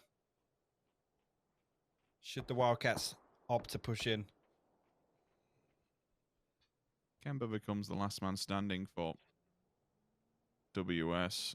Shift W are distracted for all but a moment, looking towards the side of FaZe Clan, so could wander in and get lucky, but it would be lucky. Like I'd expect Zocker or Brex just to turn around and see him, especially out in the open fields. If he does make it into the circle, then absolutely fair play to him. Rupture is just having a little bit of a peek. The vent takes the deeper angle behind the tree. It's a small amount of cover, but it's some nonetheless. The vehicle you can see is being used to try and make this push. Run the outskirts as much as possible. I think they're going to go the other way. Yes, they are. They're coming the way of Kemba. That's kind of dangerous. I mean, it's something. If they can take the fight to him, get rid of him, and then work onwards of Shift W, use the vehicle to their advantage, even breach that compound to be fair. Omakan dead, finally. Etiquette, they have the spot. Now they know IW's position. It has been noted, BSD. No health whatsoever. Rupture, first one to fall. Second nade follows up. If the fires touch him, if he gets licked by the flames. No, his toes on fire, but his rest of the body isn't. Fuzzface has gone down, so has Gustav. It comes down to Whitesy, the clutch man himself, to hold on to this one. Initial shot comes through. Leans on the second. They're all looking upside of the hill. It could have been fantastic, but the numbers advantage are on the side of Tornado Energy. Ira strikes from behind. That's 2. Now all of a sudden, the rest of TSM, they come alive. Third party is in full swing. Melman cannot get a heal off. He catches him on the floor. He's another one to fall. Ira, potential here for clattering the 1 versus 4. Yes, he's got his team. In fact, no, excuse me, he does not have his teammates with him. They are disconnecting and uphill. They're dealing with ETG. Flashed up, put down to rest. VAR comes through at least, saves him. They turn. They face the fight in front of them. This is a really good reactive play from TSM to back him up. Oh, actually, no. Example coming in through there. We'll find that one with the barrel. Miracle actually flashes himself with that one, but he's going to get the recovery. And TSM, what a swivel. Iro went down. Vard good for the trade. And then both of them managing to recover that and clean up Tornado Energy. Really good stuff from TSM there. That is huge. To be able to just take the fight and get the knock and then disconnect instantly. Just on a pinhead. Snap and turn. It was good, but it may have all been for nothing. Shift W's decided to turn up to the party at the perfect time. 4 teams left. IW have the man advantage on TSM and Shift W. We'll see in a second. Nope, TSM is gone. Lays down the fire on the side, then opts instantly to go to the Mark 14. See if he can get someone else at range. Marco's holding his last stand. Rexico's actually doing him a favor here. Lays down the hammer. That'll be level 3 gear as well. So he's going to have that confidence with that big boy gun to step up, and the rest of the team step out. 20-point game. Shift W, 2 players alive. I've got to say, Mike, they were biding the time. In that little, it was only a tiny compound. They have 2 buildings between them. They're on the edge of the white. They're playing for time. They're playing for survivability. But as soon as all the fighting, as soon as all the action goes down, it's go time. They step out at the right time, get involved with so many different fights, and they end up with 10 frags between them. Yeah, I mean the way they bide their time there, and I mean as well how effective they were in cleaning that up was really well played by Shift W. They're impressing me again today. I got to say I'm heartbroken for FaZe. That circle 2 to 3 transition they made, the setup on the Eastern Road, but as soon as they lose Uber, the momentum's gone. They end up huddling behind it. It's just a matter of time for Tornado Energy to clean them up, but. Positionally, off of that hard shift, I think they're in a really good spot to do some real damage going into the late game. Another wild and wonderful game down. We now move on to Erangel, and I honestly cannot believe how quick these days go. It's 2 games down, 2 more to go. We'll see if some of these teams can turn it around, because I tell you what, Team Liquid are not looking good at the moment. 16th place. We'll see how they fare by the end of today. For now, it's back to James and the team over on the desk. That's right, Shift W might be making a case for themselves as a big dark horse here when it comes to the tournament overall. They got themselves to 3rd place in the previous game and now a 1st place here with a boatload of kills. Martin, they're swooping up the kills here to get themselves going on Miramar. They are vacuuming up the kills as well, and being able to do that with not all guys alive is just amazing to see. Honestly, they've been able to play so well here, and being as a new team as they actually are, it's coming very nice together here. I was a bit worried, and I actually missed this. I was a bit worried for them when they only had 8 points in one day, and I believe it was the last day of the group stage. They still managed to qualify though. But now showing us this in the grand final is just amazing to see. Yeah, Toby, big stuff. What I liked yesterday was that after the games were done, and despite Shift W actually having a good day, with my very far from perfect German, I still somewhat understood, I believe it was Chris's tweet, saying that they were getting rough circles all day, and had it been going better, they probably could have had more points, but they're still happy with the results they got.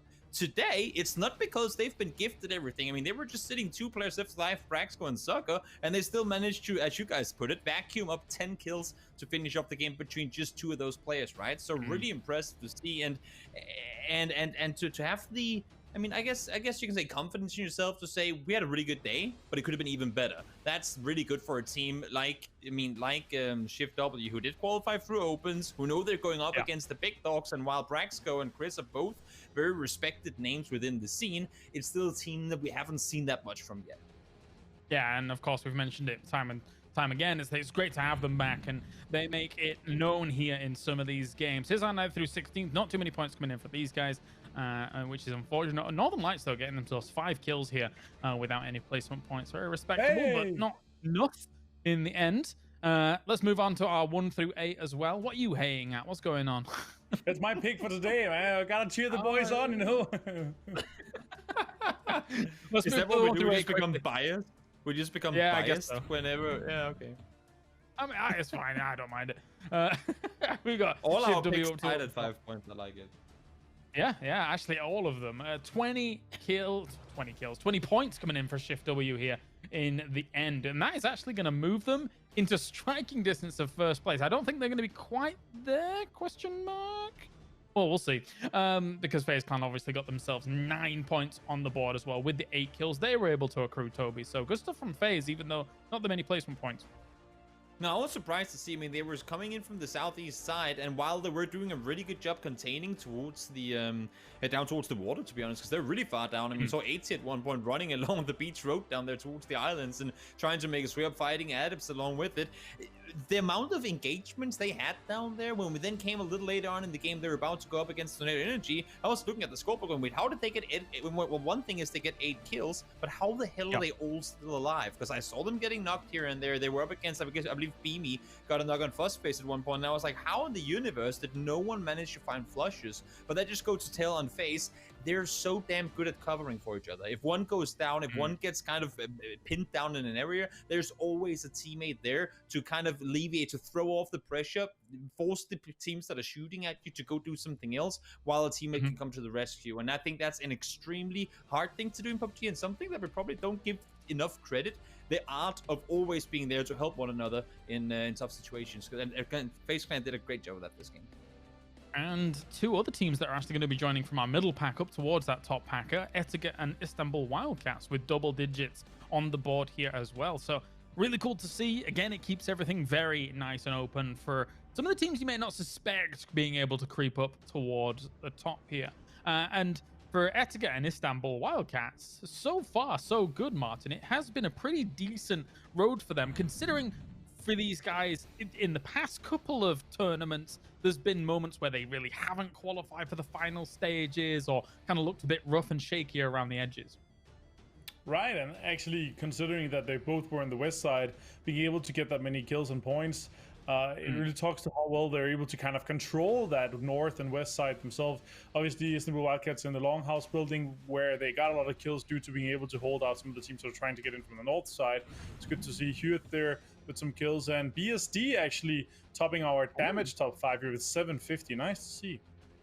Especially since normally when we look at Istanbul Wildcats, we're thinking normally She Created, how much is he being able to impact the lobby? How much is he doing in terms of damage and kills? But it's very clear that Istanbul Wildcats is becoming a more rounded roster when it comes to dealing with these top tier lobbies, Toby. So great to see BST in here as well. We've already seen Rupture do some work in previous games too. Yeah, another name that I've noticed a lot of times now, I don't know if it's the Instagram-looking filter over his face, but Thunderlust has been either in terms of kills or in terms of damage. His face have been on that screen a lot of times, both yesterday and today, and I think that goes to show etiquette. I mean, while they're not a team we combine or connect with being the very top of European PUBG, they have been present at a lot of tournaments at this point, and with every single chance they get to play, I feel like they always use that chance to improve and set up the bar for themselves. So only hype to see more from them in the future, whether it be in PCS2 or potential PCS. Yeah, absolutely. Absolutely. So that's kind of our Miramar games done and down here for now. We are just waiting on an interview, I do believe, so maybe we'll get that in a few. But for now, when it comes to the overall top of the leaderboard, whilst FaZe is kind of sitting very comfortably up towards the top, and I think... Is there the potential that Shift W has actually taken #1 for now, Martin? If I'm thinking correctly, maybe by like 1 or 2 points. Quick maths, 1 point. Ah, it's done. So an open qualifier team sits in first place now. Just saying, that's a storyline. Yes, it's only day 2, but still, that the fact that they come off to such a good start, somebody did say on the disc that that's what they needed to do. That's picture perfect how you want to come off. That's for sure. And again, pedigree is very powerful, Martin. Yeah, I want to say though, to just pin them as an open qualifier team, I feel like it's kind of masking a little bit the fact that they're players of former Big Five, PGS experience, Nations Cup experience, fantastic players. They're able to frag out a lot. They are, yes, no, open qualifier team for sure, but they're amazing players, Chris and Bexco, and it feels like Soccer and Kiliaki actually being able to come in and round out the roster real nice here. So it's good to see. I'm hoping to see this continue here because they have the skill, they have the depth to do this, and if those two are the 2 other players that are able to kind of round out the roster like it looks like they're able to, they can go very far in this tournament as well. Well, I mean, there's been multiple instances where Zokar and Kiliakai have been the 2 remaining players alive for them. Not even just throughout the group stage, but also across this 1.5 days as well. So it's definitely certain here when you look at kind of their moves and the way they're able to do this, it's a fully rounded roster. And it's very interesting to see that, of course, in those previous numbers, they're not really given that much of a chance, even though they are #1 right now, Toby. So it's a very rounded roster, all things considered.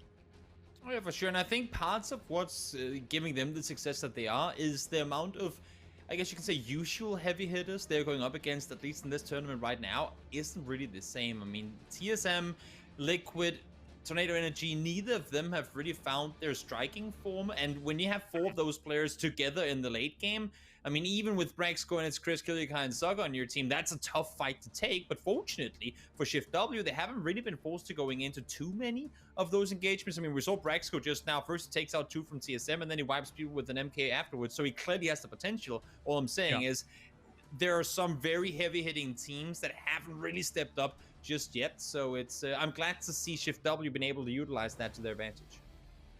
Yeah, absolutely. And as we take a look kind of further down the lineups, Martin, here so far, for some of our big names like Team Liquid, the star has been a bit of an unmitigated disaster, but we know that there's still a roster that can, fight back, bounce back, especially with extra members on their team like Clib, for example. We think they're probably going to be able to rise back up. Yeah, I mean, we're 6 games in our 24, so we're 25% done. And I think at this point you have to start coming back. Otherwise, it's gonna be a long way to go there. I want to say though, with Shift W, as you said here, Soccer and Kilyakai, they actually have 3.5 and 4.5 minutes more time survived on an average over our 6 games than it's Kristen's breaks, but I think that's what you were alluding to. So that's kind of amazing to see, considering those guys are, they are the new guys in the block compared to the other guys. It's amazing to see. 33% chance for FaZe right now, though. Ooh, that's a lot. That's a high win prediction for 16 teams. 3% chance for Shift W in first place. Oof, that's the stats don't have faith. No faith from the stats there. Very interesting indeed. And also, guys, whilst we're at it, make sure as well in game to pick up your coupons. Make sure to do the pick'em challenge. Make sure to get all the things done so far here, as there's tons to do. There's plenty to be rewarded with as well when it comes to cosmetics. So make sure to do all the things. We can talk about that a little more after this game as well, of course, as we are ready to go to the grassy pastures. It's Erangel once again. Sims and Hypoc. Bring us it. Bring us it. Bring us it. Thank you, James. We will bring it. We will bring it. Shift W, they're bringing it. Top of the tables, 58 points in the bag. And Toby mentioned it, from a team that's not recently been kind of showing its hand, so to speak, at least across the last year, to now turn up at such a pivotal time in a grand finals, to be after, 4, 5, 6 games in, above FaZe Clan, above Omicron, above ENCE, all the guys that were topping the table at the start of today. That's a pretty damn good performance so far. Consistency is really in it for these boys. I mean, it really is, and it's amazing to see as well. Just I guess I don't want to say an unknown name, because obviously the players on that team, we do know them, but maybe one you didn't see coming to be top of the table. It's always nice to have a storyline set up early on, but I mean, fantastic stuff from them so far. I've called it. FaZe have pretty much been the most consistent in my eyes in terms of placement. I think they've had every single game so far inside the top 8. So for them to pull ahead in that last game is actually huge. I'll look further down the table and kind of see some of the teams that are certainly making noise, but haven't have yet to kind of show the hand. Raise Your Edge up into 8th with 2 third place yesterday and a 2nd today. Not the best of games on the previous one, with only 1 point taken from kill points. That's an interesting circle. That is the possibility of going both ways. It's very rare you see a circle that actually encompasses all of Sosnovka near enough and just runs the coastal line. Yeah. So there is still that small potential that we get going towards the south. I like this one. We'll see how teams react to it and where they set up shop. Northern Lights still nothing really necessarily different, especially still in 11th place. Tornado Energy below them. Again, nothing magnificent or anything coming out on both of those teams yet to hit the top 3 when it comes to placement points. And then down by the bottom, Blaze and Liquid, unfortunately, still there. Adepts always find themselves in these really rough scenarios where it's, okay, we're in a good spot, but now we've got 8 teams looking at us. We'll take this fight. Oh, we're dead. It's a little bit unfortunate, because clearly there is decent individual players and possibilities out of all the players on there, but whether or not they just turtle back or take too many fights, I'm not too sure. But we just always find them in these really rough scenarios that they never seem to come out on top of. Navi, it's been a little bit quiet. I will say that. It was consistent yesterday, and there was some godlike performances from individuals, but it's been on the quiet side of 15th and 11th placement so far. I mean, I said this yesterday, Navi were head and shoulders the best Erangel performing team in terms of average points per game across the group stage. And I mean, yesterday they kind of carried on from that, right? Of match 3 yesterday, 4th place, 14th. 4th place and 14 kills, on the back of Senya's performance. And then the 4th game yesterday, 5th place and 9 kills. So expecting them to make a move here. They're in 5th place overall, and they're only trailing by 15. I mean, this circle as well is something that kind of sets up that as well. We will have to wait and see. But let's kind of talk about that one a bit more. Like, if you're looking at this, Mike, and you're looking at this type of circle, you put yourself in your IGL position. What in terms of, you don't know where it's going to go quite yet, but you know that you're going to need an entry point to Sosnovka if it does hard shift. Where are you looking to set up shop? Are you trying to take somewhere on coastal line? Or are you trying to set up maybe somewhere in the north that's central because you're expecting that northern shift? What's the kind of the harder call here? I guess it's a 50-50. I don't expect any teams here to fully commit to Sosnovka, but like you said, play themselves into a position where they have the option to, right? I mean, I say if because it's still a possibility. We've seen crazier things in PUBG before, but there's a lot of space right now with the way Tornado Energy are playing, obviously just to the south of Pachinki along towards Normandy. There is a lot of space for Na'Vi to kind of flex out east. I mean, all four of them in the circle now. They could just chill. I don't expect them to do that. But whether or not they make big ways in to kind of take a position fully banking on the north, we'll have to wait and see. For me, it's, I mean, here I'm banking on it pulling north. And if you can get yourself a position like something that can get you access to the bridge or a boat, should the crazy thing happen, then it's definitely a bonus. But no, I'm expecting Na'Vi to flex out east a little bit, maybe towards the yellows or the hilltop, just next to the bridge. But we have to wait and see what Tornado Energy do and how much early information Na'Vi are able to gather. And like you're saying, you expect Na'Vi to do this, but I suppose that's and when you get to that stage within PUBG as a team, you expect players to also be anticipating that, right? They learn and they know where people play and their tendencies of what they like to do, the rotation routes they tend to utilize. I mean, the amount of times we've heard Liquid Compound, G2 Compound, certain priority places given team actual names because they're just so not. Good God, is out. That's out the back of it. All right, okay. We'll just make sure he's dead. Run over his body, Jump. He's fine. He's definitely dead. So synonymous with playing those certain positions. You know that Na'Vi is going to be lingering around that bridge area near the gas station because they look there. You know, Tornado Energy is going to be over the hillside and just down towards that farmland area.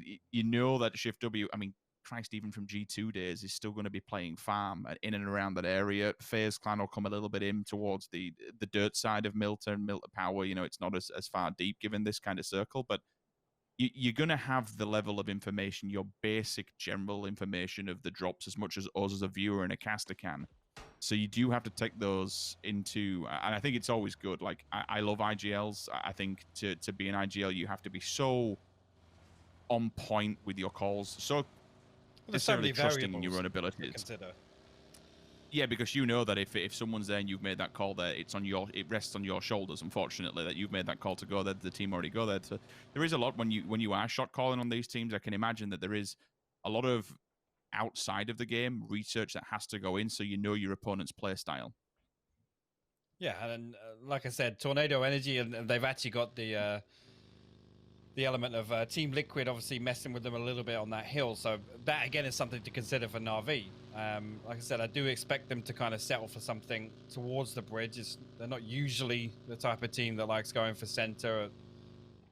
But how much information they're able to gather east is going to be a factor in what their move comes the end of Circle 2 and towards Circle 3, I think. As looks like the decision-making is to get on top of the barn here. Again, not a bad compound to hold on to. They've got a lot of space on the map. You can see on the right-hand side of your screen. They do have access to the areas on the hilltop I was talking about, but jumping back over to Rozhok, bystanders have got themselves Water Tower Hill, and they're breathing down on Ents.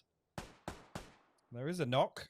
Squeaky is down. Tiksu is over there for the revive, but a lot of pressure coming in from bystanders right now. Yeah, look at Flammy on the left as well. He's just going for the flank. I mean, clearly Squeaky has that one tiny rock that is just up there by the 3 priorities inside of Rozhok. You do play Publix, you'll always know that that's where everyone bloody drops every single time. 3 buildings, yep, there's 9 squads there. Never mind, boys, we'll go somewhere else. So you got that one tiny rock that did defend him for all but a moment, but they used it as bait as well.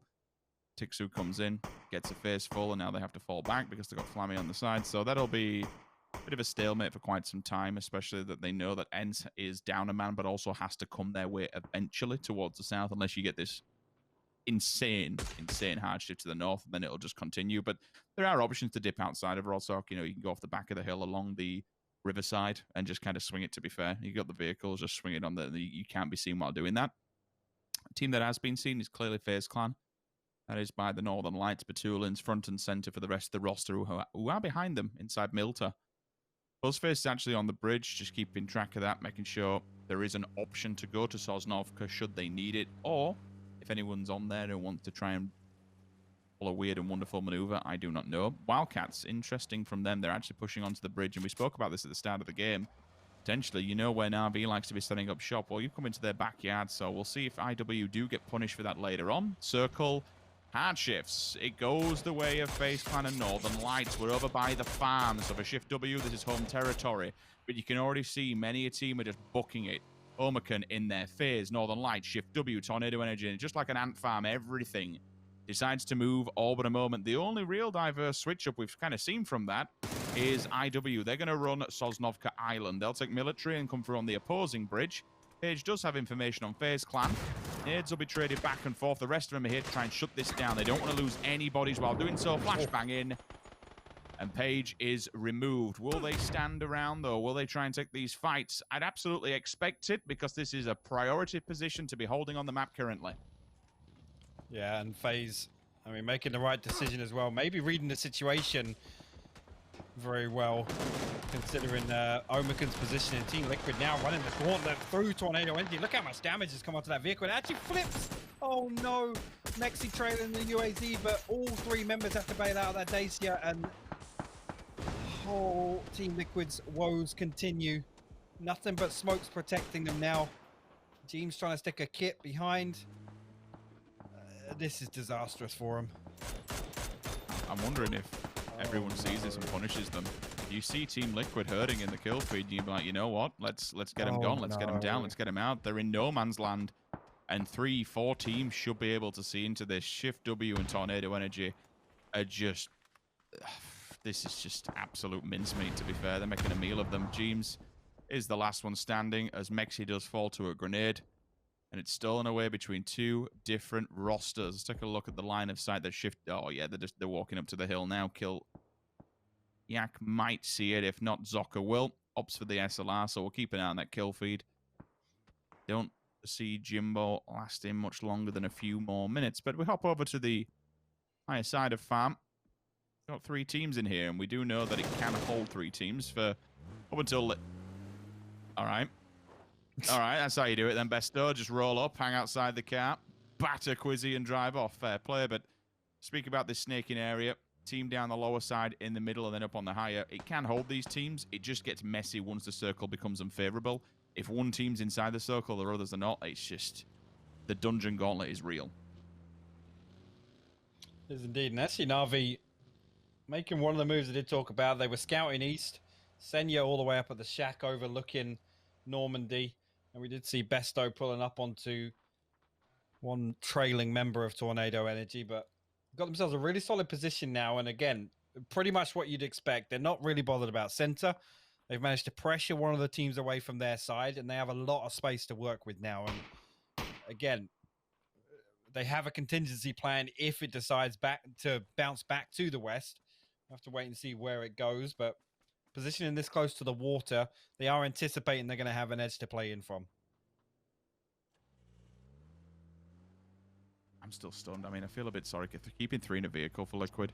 If James goes down here, that's 3 10th positions and 3 16th the positions that they've had so far in 2 days. Like, that is just diabolical. That is not going to cut it. Second hard shift comes through, and it goes the same way. Moving over to the east, and FaZe are like, well, we should have stayed where we were because it's going home. The Wildcats can play such a fabulous game here. There is potential. They can, with this kind of, when you look at the garages and the main compounds that sit on side the road, they could quite easily play 2-2. They could even go take the hillside garage and just take it down because they know a team will slot in behind them. It's such a priority when you're up there in the hillside with the trees. They may just stay their feet on the opposing side of the road where the ticket booth is and actually play the yellows just so they can maybe get teams on transition. But they have a really good backup on here. You can see one side garage, this side yellows. First team, first victim will fall. Spyro's there. Second player turns up to the party. It's going to be deep. Falls back and asks for support from Levent. Will he get it in time? He absolutely will. Over the shoulder, nowhere to run, nowhere to hide. Rupture does finally go down. If players get involved at the right time, they're just over the hillside. Rupture might somehow stay his feet. Nades in the doorway. We'll see if he comes through with the kill. Liquid goes down. That is the third 16th placement in 2 days. That is absolutely rough. Example finally puts the nail in the coffin for TL. The deep sticks the res.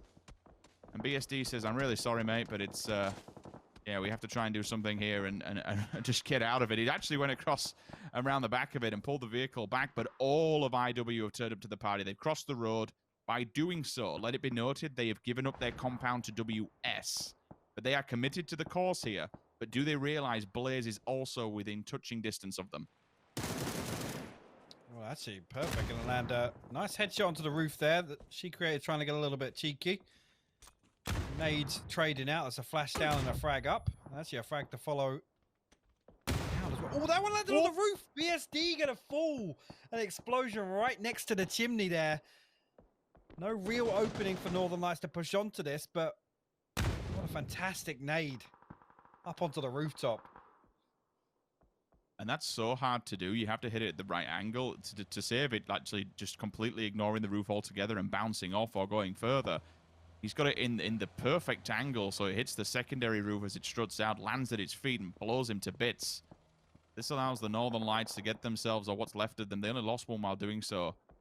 And they've completely flanked. They have run round altogether, but look at what we spoke about earlier on. WS actually took both of the garage compounds. Now, Batulin, he could get aggro on this if they don't know the position.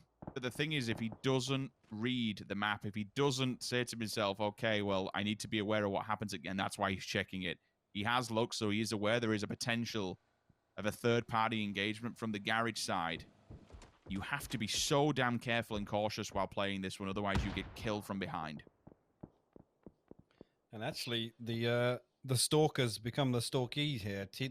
Tornado Energy managing to wrap around behind Na'Vi. They do get knocked. They can't confirm it, though.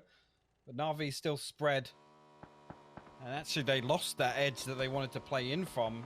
And now, the line of defense from FaZe at Farm will be the next hurdle for them to cross, as Tornado Energy decide to wrap back over to the west side. And actually, the high ground completely clear, because TSM were actually over at the priority compound west of this along the dirt road.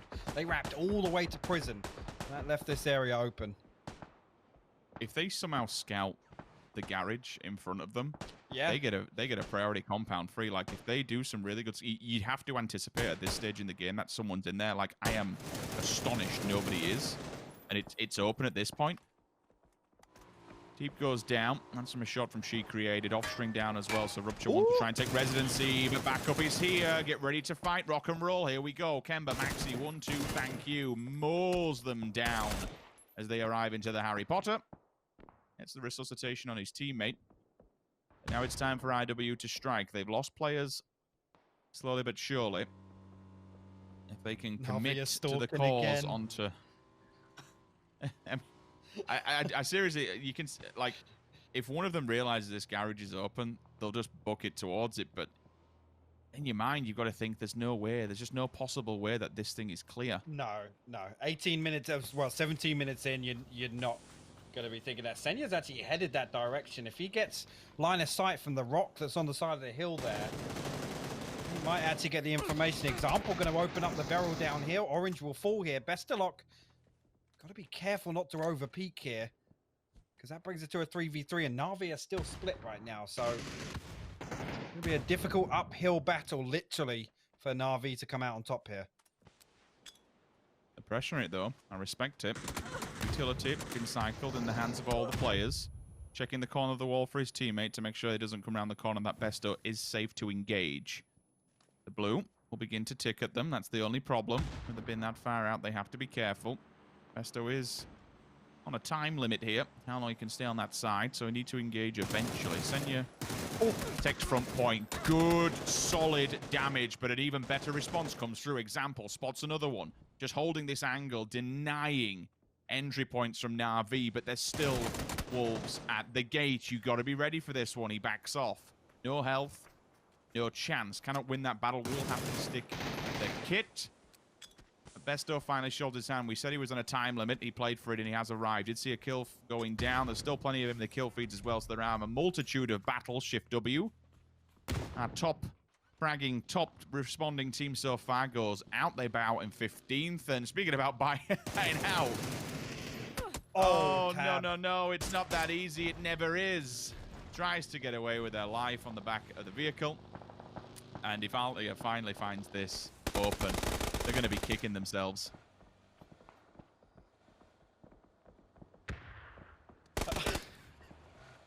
He's gone to the compound. FaZe actually, well, Fuzz pulling up on the last member of Adepts here. We saw in the kill feed they were taking on a fight between Blaze and Adepts at the same time. And actually, Fuzz going to eat that Molotov inside the smoke. He's on fire. He's blazing. And the knock will come through from Philo. Fantastic use of utility there. But two members still stand for FaZe. As if he just smashed that into the smoke and landed on target. I mean, I suppose there's only with it spreading, there's only a certain amount of area they can actually go through. Alia did finally find the garage compound after all that. He's got a bit of space. I'd see tucks his head in straight away because he knows that cycling nade's going to be dangerous. She created and co. IW is still off the backside of that one. I'd see finally finds Filu, but I tell you what, FaZe have unfortunately been murdered by this one engagement trying to hold them back. They were inside the compound, so they eventually had to work the way out of it. TSM still on the feet, alive and kicking. I can see them on the northern edge, and this might be a little bit spicy because we've got 3 teams up there. TSM, ENCE, ETG, all within reaching distance of one another, playing off the back of the shelters. Now ITC just needs to play for time. Doesn't have a great deal. Doesn't have the white up against him, but he needs to take this fight front and center first before advancing. Yeah, I think if he plays time here, he might be able to catch both Levent and She Created out in the open, because Levent gone for a huge flank, and actually he's going to get the first damage onto 8C. I think he's potentially going to fall here. That's a fantastic nade. Yeah, 8C already taken some damage, and he will fall. 2 of the Wildcats will survive, but elsewhere you can see now. I mean, this is just got to be such a frustrating thing to know that you had such a scrappy fight on the edge, and then this compound sits free the entire time. I hate to see it. You'll certainly be annoyed, but at least they're in it, right? It is what it is. Smokes are down, and I think that's why Batulin's just trying to run through this one, not only give himself cover, but see if he can pick up a body while doing so. Does it in style. Northern Lights aren't out of it just yet. I think they've got 1 or 2 remaining deep up top. Vasco, go on, hit it. Hit it, lad. You know you're a good sniper. Every single time we're on your POV, you just nail these. That vehicle gives him some form of hard cover. Vasco actually might turn his attention, to be honest with you, to the players across the road. You do have that hillside, they will be obscured from vision. Tixu is outside of the blue, if you're wondering why his health is going down. It's across the barrier, but ETG, unfortunately, is directly in front of them. Vertnay, just to try and crest the edge of that, lands. What? Doesn't get a knock, but unfortunately now gives away the information of his position, or does it? They are not looking this way. Lay down the hammer, pick up the frag. Finally, TSM come through and steal it, but the damage to ETG has certainly been done. Now, the rest of ENCE still down in the shelter. And now we have Winstreak looking to pressure onto Omekin again. Omekin just can't catch a break right now, but they keep picking up kill points. Max will fall on the way in. Perfect steals that one away. T-Bone now, barrel in hand. Vasco has fallen. He's the last man standing for Omekin. He's got to defend the rest of this crash. Easier said than done when there's so many entry points and grenades are ringing in your ears. Flashbang, smoke, nades, they all come with the audible problems when your arms are up in the air. Instantly tries to go for the flush, doesn't come through. One of those split-second decisions you have to do. Do I just lay down the hammer on the floor, try and pick up a point, or do I go for the clutch? Went for the clutch. Doesn't come through this time, but a valiant effort regardless. Alley up finally, time to move. But probably doesn't realize that IW is still lurking around here, unless he does, because he is just bombing it towards them. So maybe he has them at an angle. She Created spotted, he absolutely does. Ooh. She Created's got a gun of his own. How's he alive? How's he alive? Well, the problem is he has no more kits, so he can't tank any of this blue damage. And you can see TSM. The floor is lava. Hell has arisen. Oh, Lord. We'll see if we can get out of that. Nope. See ya. Expecting maybe Levent just tries to. Oh no, he's caught one of them. Wait, Iro That is above bait. the doorway. That is Oh my absolute word. bait.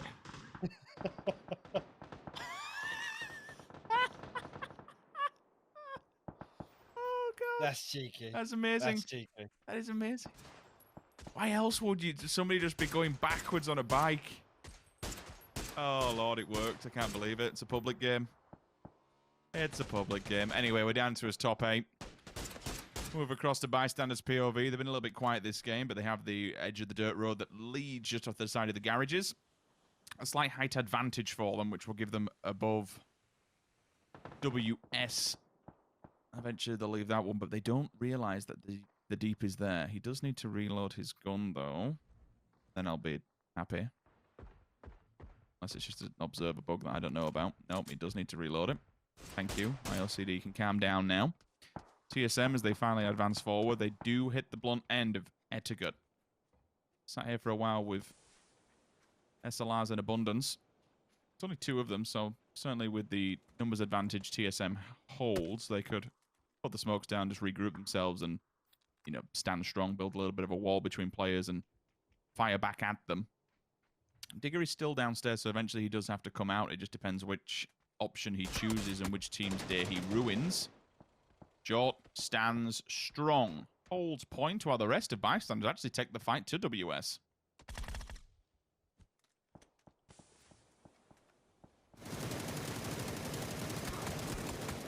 Oh no. Deep. I mean, oh no. He got the knock, but Jort nearly actually turned on him out of the dace here there. I was about to say TSM have obviously held down this spot, only putting 1 kill up, so now they're kind of committed to I mean, they can try and clean up, but most people are going to die before this circle closes. Na'Vi just chilling over on the roadside. Nobody can really pressure them. The TSM only managed to get 1 kill point on the board so far, and that's got to be frustrating. Kemba been the last man. He's used all of his utility to try and deny this one. They pushed onto this, which is a little bit weird and a bit unorthodox, but you know what? Whatever works. Top 4 begins. Beam it. Lands. Goes down to the circle as well, so points will be denied. At least gets a frag out of that. Pick up a point as well, because he won't survive that blue. Down to our top 3. You know what? TSM. Signs of life. All 4 players standing, with 2 of Na'Vi in front of them. They're the final objective, and they could be sticking a win on the board. Good recovery from earlier on as well, getting them back to a 4-man stack. Smokes will come down. Miracle hits first stage. You can see it working. Tab, heavily damaged up. He's the first one. Now it all comes down to Besto. Yeah, he's going to deny. Denied. Oh. Burn, baby, burn. Na'Vi unfortunately bow down in second, but you know what? With someone like TSM, who you don't want to give points to, I understand it. I get it. Giving the Molotov away, you read it, don't you? You have a look at the scoreboard. You say, okay, well, if we can't win the 1 versus 4, I might as well deny those points anyway. We know TSM's been struggling, and they need as many points as possible. But still, after a bit of a difficult start so far, for your own mental at least, a win's going to feel good, right? A win's a win. As far as I'm concerned, if you're winning a game, that's kind of breaking that first confidence barrier. Not that I'm saying obviously TSM have the confidence issues, but certainly if you're struggling to get anything going like throughout the first day, and then also having a rough start to the second, that's got to be a big sigh of relief for them. I just want to note as well, Na'Vi's salvage game again, 7 kills in second place is just absolutely fantastic from those guys. Yeah, especially when they were... I mean, I've got to say, the aggression was kept up to push those guys on top of the roadside hill. Like, you don't usually take those kind of fights, especially when it's an uphill battle and you got the blue against you. But yeah, to pick up that many kills, actually more than TSM, I suppose that's the only unfortunate thing. The survivability factor was there and the wins there, but the kills most certainly were not. But regardless, 13 points has got to feel good. James, we'll give it back to you, and you can break that one down a little bit more for us. That's right, we can, like cats blinded by the light. TSM are able to get themselves 3 kills as well as a win. Not exactly the biggest of wins by any stretch of the imagination, but they get themselves all important points considering that they were having a bit of a struggle at the start of this tournament. Martin, not bad for TSM. No, it's great for TSM, and as the Finnish guys say, sometimes circle comes. And that happens sometimes, and you gotta take that, you gotta close that out. I gotta say, the way they held down the ends, and they made sure that they survived that and held down the north, that was also one of the reasons why they didn't get many kills, because they had to make sure that they were coming in as the last team and they didn't backstab coming out of the blue and stuff like this. So this is also one of the reasons why they couldn't put pressure on the guys in the south and the guys in the east. And also Omakan, they were just making sure that everybody came to the compound, and all the fights coming in the compound, happening around the compound, that's where all the kills went. So it was amazing to see, and really interesting match here in this area. Toby? I gotta say, to me, it's what happened prior to that whole engagement later on in the game. To me, it's phase 3. Phase 3 pops, TSM is sitting miles out on the west side, on the western side of farm, and they read pretty quickly, okay, there's water in the south side of the circle, phase 4 will shift away from that, so it's either gonna go into Milta, or it's gonna go north of Milta. They can hear all the engagements, because at this time, there's already a billion teams fighting in and around farm, and they go, there's simply no point in us trying to just jump into the chaos, like all these teams are currently doing, so they decide, alongside bystanders, to wrap north around instead, and to me, making that decision to go north is them saying, kind of Ibok was saying, we didn't get the kills, but that but we need the win, we need the late game playing more than we need to go out and find those 20 kills right now, even though of course 20 kills would be absolutely amazing. It's just the odds of us having success and plowing our way through south of farm is not as likely as us being able to lean back and getting a good position up on the north side of the circle. So to me, it's, yes, of course they end up winning the game later on, but what sets them up for the win is the decision made really early on in the game, and I thought that was really well done by them. Very nice molly as well to end things out. But yeah, Na'Vi also get themselves with quite a few kills on the board. Here's our 9th through 16th. Again, for Team Liquid, it is not the best of performances, and we can't hark on it too much here because it just seems like they're having a few rough days, and that is that. Everybody has them. Up towards the top, though, well, one of our lowest chicken dinners so far, coming in from TSM with the 13 points, and win streak, another 13-pointer coming in from them, Martin. Yeah, it's great to see how they're able to really perform here in our grand finals. Honestly, it's amazing to see how well they're able to frag out. First of all, we also saw how well they're able to do that at Miramar as well. So a massive day for them. It's kind of sad that I didn't pick them for my prediction. Yeah, I mean, they might be one to pick in the upcoming days, in the next couple of weekends. But She Created Kemba and Besto will tie up towards the top, as we were, saying the Istanbul Wildcats, their roster has gotten very deep. She Created not always there. He manages to top another position once again. But Beanie actually getting himself the top damage coming in from BSTN. So bystanders doing very well for themselves, Toby, here. Yeah, I mean, they did, as I said, same thing as TSM. They knew that the thing is, when you find your way through the south and farm, and I think that's the reason that both bystanders and TSM opted to go the other direction.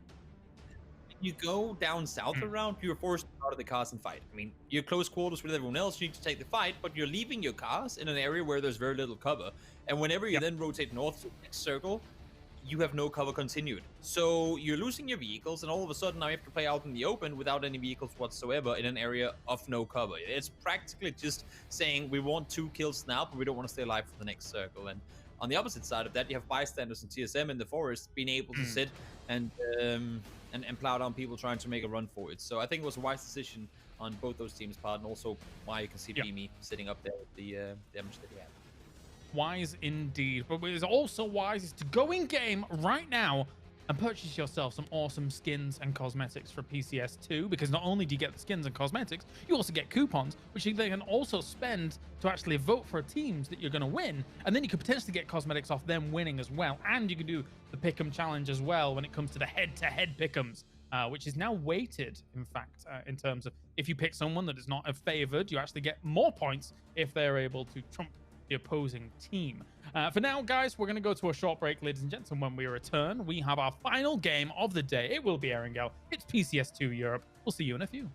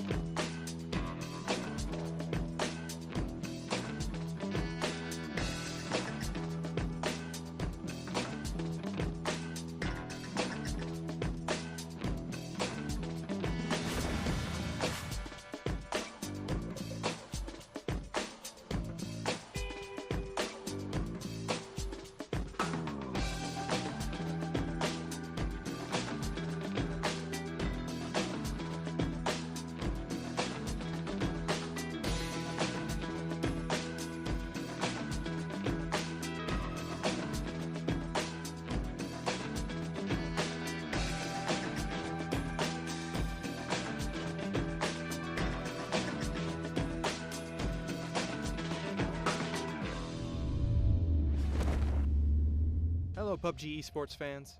The Pick'em Challenge is back, and just in time for PUBG Continental Series 2, with some new improvements to make earning those great rewards even easier.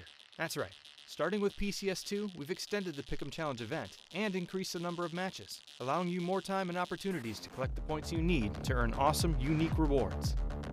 You'll also be able to earn more free voting coupons than before, while having opportunities to earn esports points just by watching our live PCS2 broadcasts. The PCS2 Pick'em Challenge takes place from August 19th to September 8th for PC fans, and August 27th to September 8th for fans on console. During this time, you can check out real-time tournament standings, information on participating teams, and player stats in the Esports tab in-game. After PCS2 finishes, you'll be able to spend your earned EP in the Esports shop from September 15th until the 23rd. The shop is filled with exclusive PCS2 themed skins you can't get anywhere else, so make sure you spend your points while you can. Like before, the Pick'em Challenge is divided into 2 games, Pick the Winner and Team Face-Off. Pick the Winner lets you predict the overall champion from each region. You can only vote for each team once, but with a 100,000 EP prize, you're looking at up to 400k if your prediction game is on point.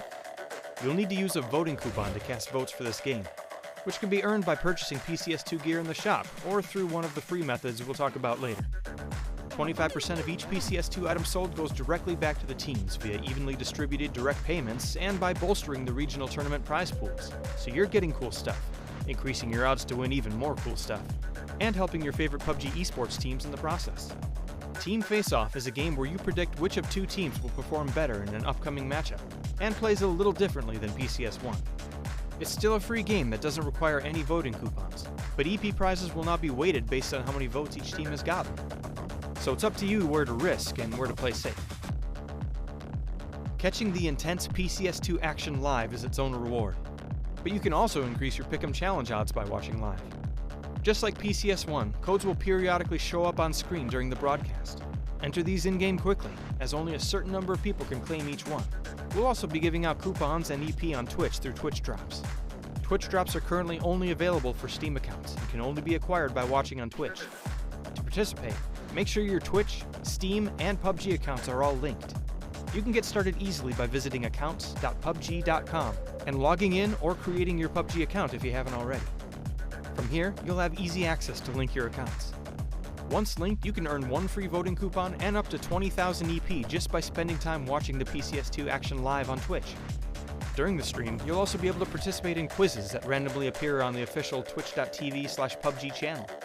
Answer correctly, get rewarded.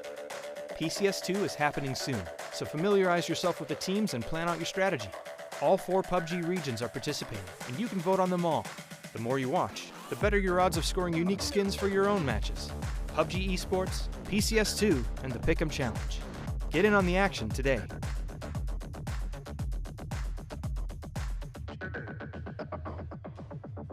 That's right, getting on the action. There's plenty to be had in-game as well, and some of the skins look phenomenal, and they line up with the previous skins as well. It's so good.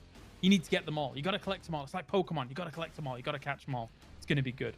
Martin, obviously, yes. Look at him throwing his Pokeballs everywhere. I appreciate that. Catching them all. Yeah. Very nice, very nice. So Erangel coming up for the final game here, and all things considered, from what we've seen from today, we've seen some of the top teams that were doing well yesterday, kind of doing well as well today when it comes to FaZe Clan, Na'Vi, Shift W as well. But win streaks moved up 3 places off the back of their performance in the previous games. Great stuff. Yeah, it's amazing to see like that it's shaping up nicely at the top, but still we have a lot of teams that are still chasing, one good game and they could be straight into the top 3, top 4. We've seen a 23-point game for those, and even for Tornado Energy down in 12th, that would put them straight into 51 points and put them in the top 5 as well. So considering Omarkan obviously didn't get any points and so forth, but still they're within reach. And yes, it's looking rough for Team Liquid, Blaze as well, but you can have a rough weekend and then you can go back and you can in the next weekend have an amazing weekend. You can be straight back at it. So don't give them too much of a rough time. This is a rough lobby. This is a hard lobby, and this is the reason why there's so much depth in the Europe and the EMEA region here, because there's so many good teams, and literally on the day anyone can take it. Yeah, it's not only a rough lobby, it's the best lobby when it comes to Europe. It's fantastic to see the skill level that we actually have here in Europe. Toby, what do you make of the standings so far? I feel like one team that have managed to kind of get out of the slump today is, well, TSM. And despite the fact that they didn't get a good win, I mean, that big of a win, to be honest, in this lobby of teams, all wins are big wins in my book. But it wasn't a massive kill point win like we could have seen from TSM in other games. But they did that right after a 6-kill 4th place. So it's a sign that they are getting the gears in, like getting the gears oiled and getting the machine going. And we all know how dangerous they are once they get in their groove and find kind of their pathing through a set of 16 teams. So it's who knows, for the last game could be a scary one for TSM as well. I mean, even with that said, look, you can still see them in a position where they've still got that 10% chance according to the overall kind of historical representation of statistics, coupled with what they've got so far as well. So yeah, very, very interesting to take a look at how things shape up so far. Northern Lights and Team Liquid as two teams that we kind of want to see rise a little bit more, considering their namesake here so far. But going on to our final game of Erangel here, Martin, you know, what do you want to see? Don't say Military Circle. What do you want to see? I want to see Northern Lights take a massive game. No, jokes and bias aside, bias because it's prediction, not because I'm cheering them on every day, Toby. Yeah. B, don't worry. No, I obviously want to see some great plays here. We've seen the ping pong circles. I like interesting and curveball circles. I like to see how the teams that are kind of playing around that. You can see how Rage Reds, for example, are trying to position themselves after hard shift. You can see how TSM was doing that as well. And I like these kind of decisions based off the information that they have available to them, but also where the teams have been before and how the shifts have been before this, and including the plane path, which is also extremely important, of course. Yeah, definitely so. So getting into our final game of the day once again here for day number 2. And then after that, we're on hiatus for almost a whole week and then back in the next weekend to figure out what is going to go down. So it's Erangel, it's Grassy Pastures. Guys, bring it for one last time. Thank you very much, James. Yes, indeed, we will. So we've seen the league table. I said the league table is in the standings so far and how they're kind of shaping up. Few teams having a decent grasp on things. FaZe Clan still sticking it at the top. We know Shift W's starting to challenge. Not the best game from the previous round with a 15th, but still a first, a second, a third of across 2 days with a fair amount of kills to boot. 38. It's the second highest in the lobby, tied up with FaZe Clan. Only Na'Vi just in front of them, but I suppose for Na'Vi, that kind of goes hand in hand with what we saw in the previous round, right? Chasing people down, hunting them, getting aggressive. Yeah, it is. And again, I called it salvage gameplay, but it's again, once they're in a rough position, they just managed to find points still, and 2 members staying alive on the road. I mean, the cross from the hill that they were on to get to that spot next to the road, obviously, absolutely earned their way into second. But I mean, an interesting game. Again, I don't know what the switch up is here for Team Liquid. To be honest with you, it's they had that early pressure from Tornado Energy down on the hill just south side of Pachinki. And then that mad dash towards Snake, which again, I don't know what's gone on internally or what the call was there in that previous game, but 3 up in Audacia, sending it there. I mean, there's only one result, right? In a lobby like this. I'm going to be honest. I'm kind of, and even James mentioned you don't want to harp too much on about it, but this is just a world-class team, or it's supposed to be. Yeah, it's supposed to be a world-class team, and the most astonishing thing for me is that in 7 games, they have 1 placement point. Like, that is unheard of. That is just insane. I mean, we know that Liquid has in the past failed. I mean, they failed qualification for the last World Championship, but they've been through iterations. They've been through a few players now. With Clib on the board, things were supposed to start to change. They did begin to look good, but you know what? We all have those bad weekends. There's still 2 more of them to go. It would be nice to see them finish with a first now to say, you know what? Sunday's done. Let's have it, lads. Get stuck in. Even if it's not that win, let's pull a TSM. Let's go get double digits on frags alone. Something like that. I want to see more than 14 points here. You know, that's how much they've got so far over 2 days. If they can beat that now, get 5 kills and a win and just crack on with it, then good on them. Let's end at least somewhere higher than that 15th spot. Well, I mean, you can say there's still a lot of games left to play, but at the same time, it's creating such a huge deficit for them. And again, I said this yesterday, I've always seen them as a feast or famine team. They got to do a lot of feasting. The saving grace, as Martin's touched on it, Navi have proved that you can win 4 games in a row. It's easier said than done, but they've proved that it's doable and you can get 80+ points or whatever in a day, ridiculous amounts it was. So we shall see. We'll leave that in the win for now. We'll see how Team Liquid fares for the final match of today. And the final match of this weekend, as James said, it was short and sweet. We've only played 8 games across a weekend. And then we have 5 days off. And then we come back and we do it all again. So it is that short and sweet kind of matches. It's 2-2 every single time. FaZe, if they end today up on the top, that'll be 2 days in a row that they've rounded it out on top for the first weekend as well. And like you said, it's not really reminiscent of FaZe been on top. It's usually when they come alive towards the latter stages, once they've began to warm up. But they have just taken this competition by storm. Well, again, it's you think back to the group stages, what they put up 112 points and 113, right? That's as close to consistent as. And again, it's no surprise to see them at the top. That's not the part that's surprising. But to start this strong, it's got to be terrifying for other teams, because if that factor in the back of your mind is, oh my god, FaZe are going to put up huge numbers in the last few games of the series, and they're already out in front, like, I mean, that's just insane. You know what you just said? I didn't even realize that 112 and 113. That is 1.1 kill difference. Like, talk about consistency against 2 stages. Holy hell, yeah, that is close. Yeah, this may be the some of the best PUBG that we're seeing out of FaZe at the moment. But again, it's a marathon and not an initial sprint. We'll see if it does continue, and I kind of expect so if they do keep this one going. Transitions begin to come in. Circle, it hits. It is a little bit teetering on the eastern side. We do have waters on 3/4 of the edge of the map. It does lock out about 20% of potential play area, but still everyone will just gravitate towards the central areas. TSM's already there. I can see Ira's pulled upon his own with the rest of them in the wind eventually arriving. Navi's down there getting stuck in. It'll be a bit more of an earlier game for Navi. If they continue the aggression that we saw from the previous round, then they'll happily take on all oncomers. Tornado Energy have set up, and you can instantly see ETG have come this way because this is one of those transitional points, and this is exactly why Melman is here. I'm all for this. We kind of see it sometimes a little bit more reminiscent towards Miramar, where you can block off the roads and watch them, but Erangel does also have those choke points, Mike, that people sometimes take full advantage of. Yeah, high traffic area coming over the top by Maple Tree. Unfortunate not to get a kill out of it, but I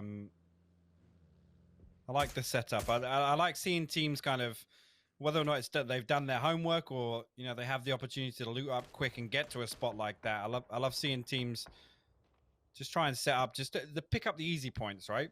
I mean, if you can come into the mid game with 3 or 4, you have a little bit of a buffer, a little bit of wind in your sails.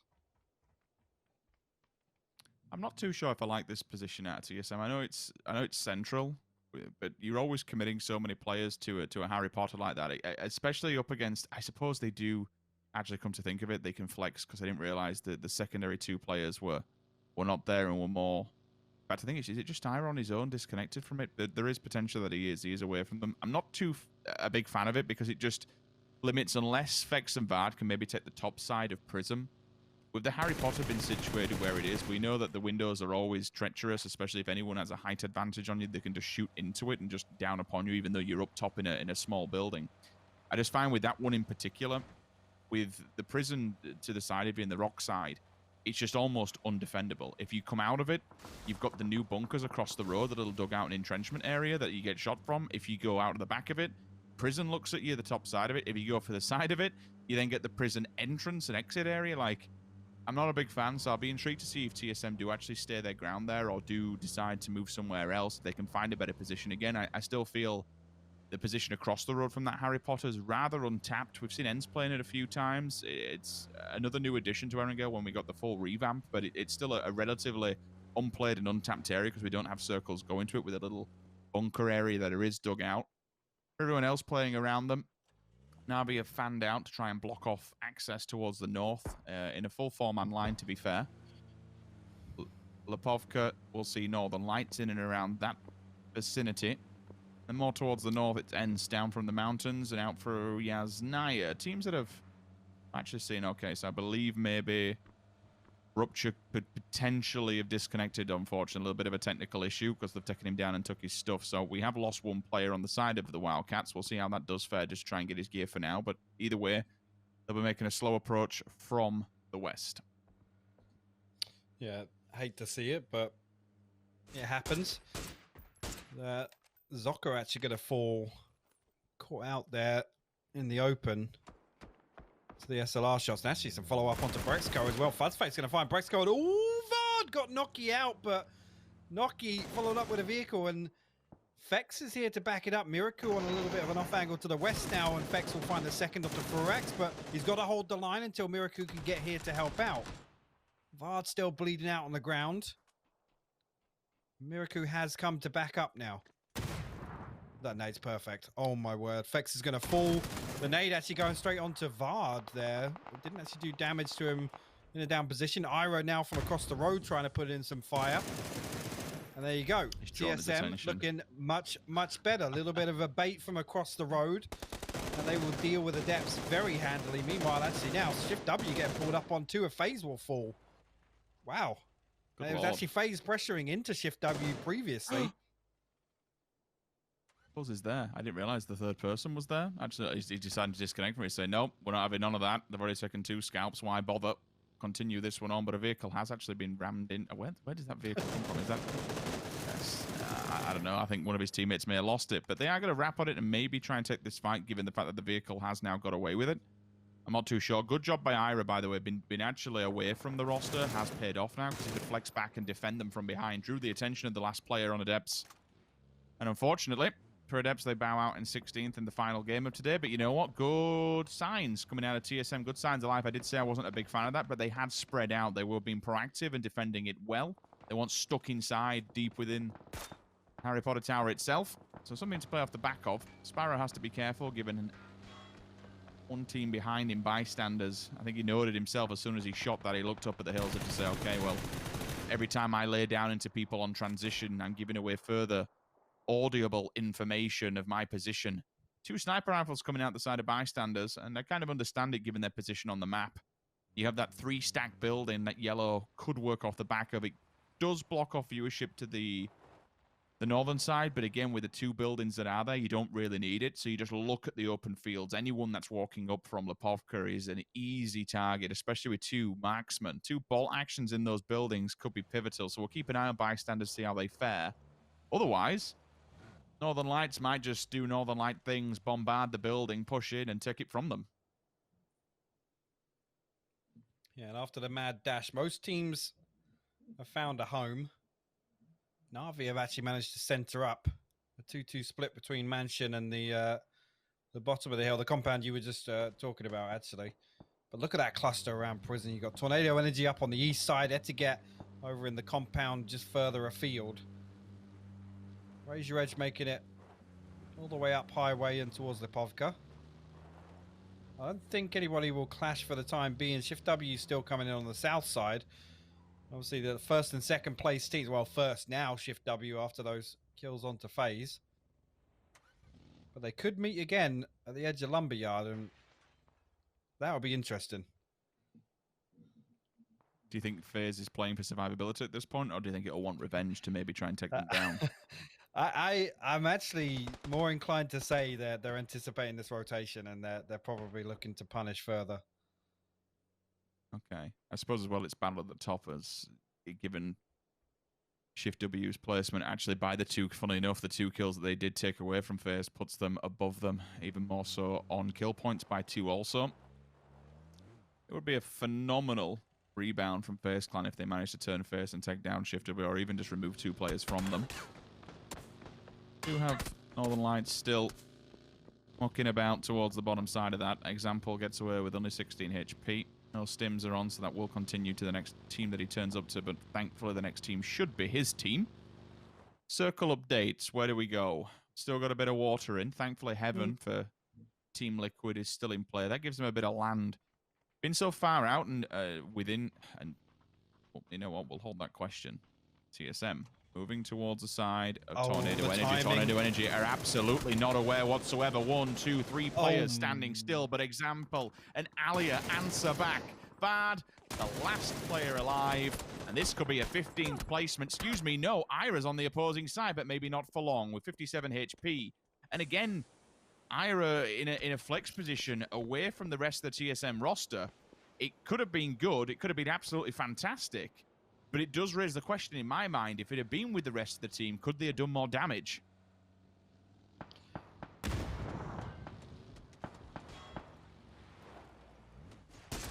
I think you're absolutely right. The split focus maybe.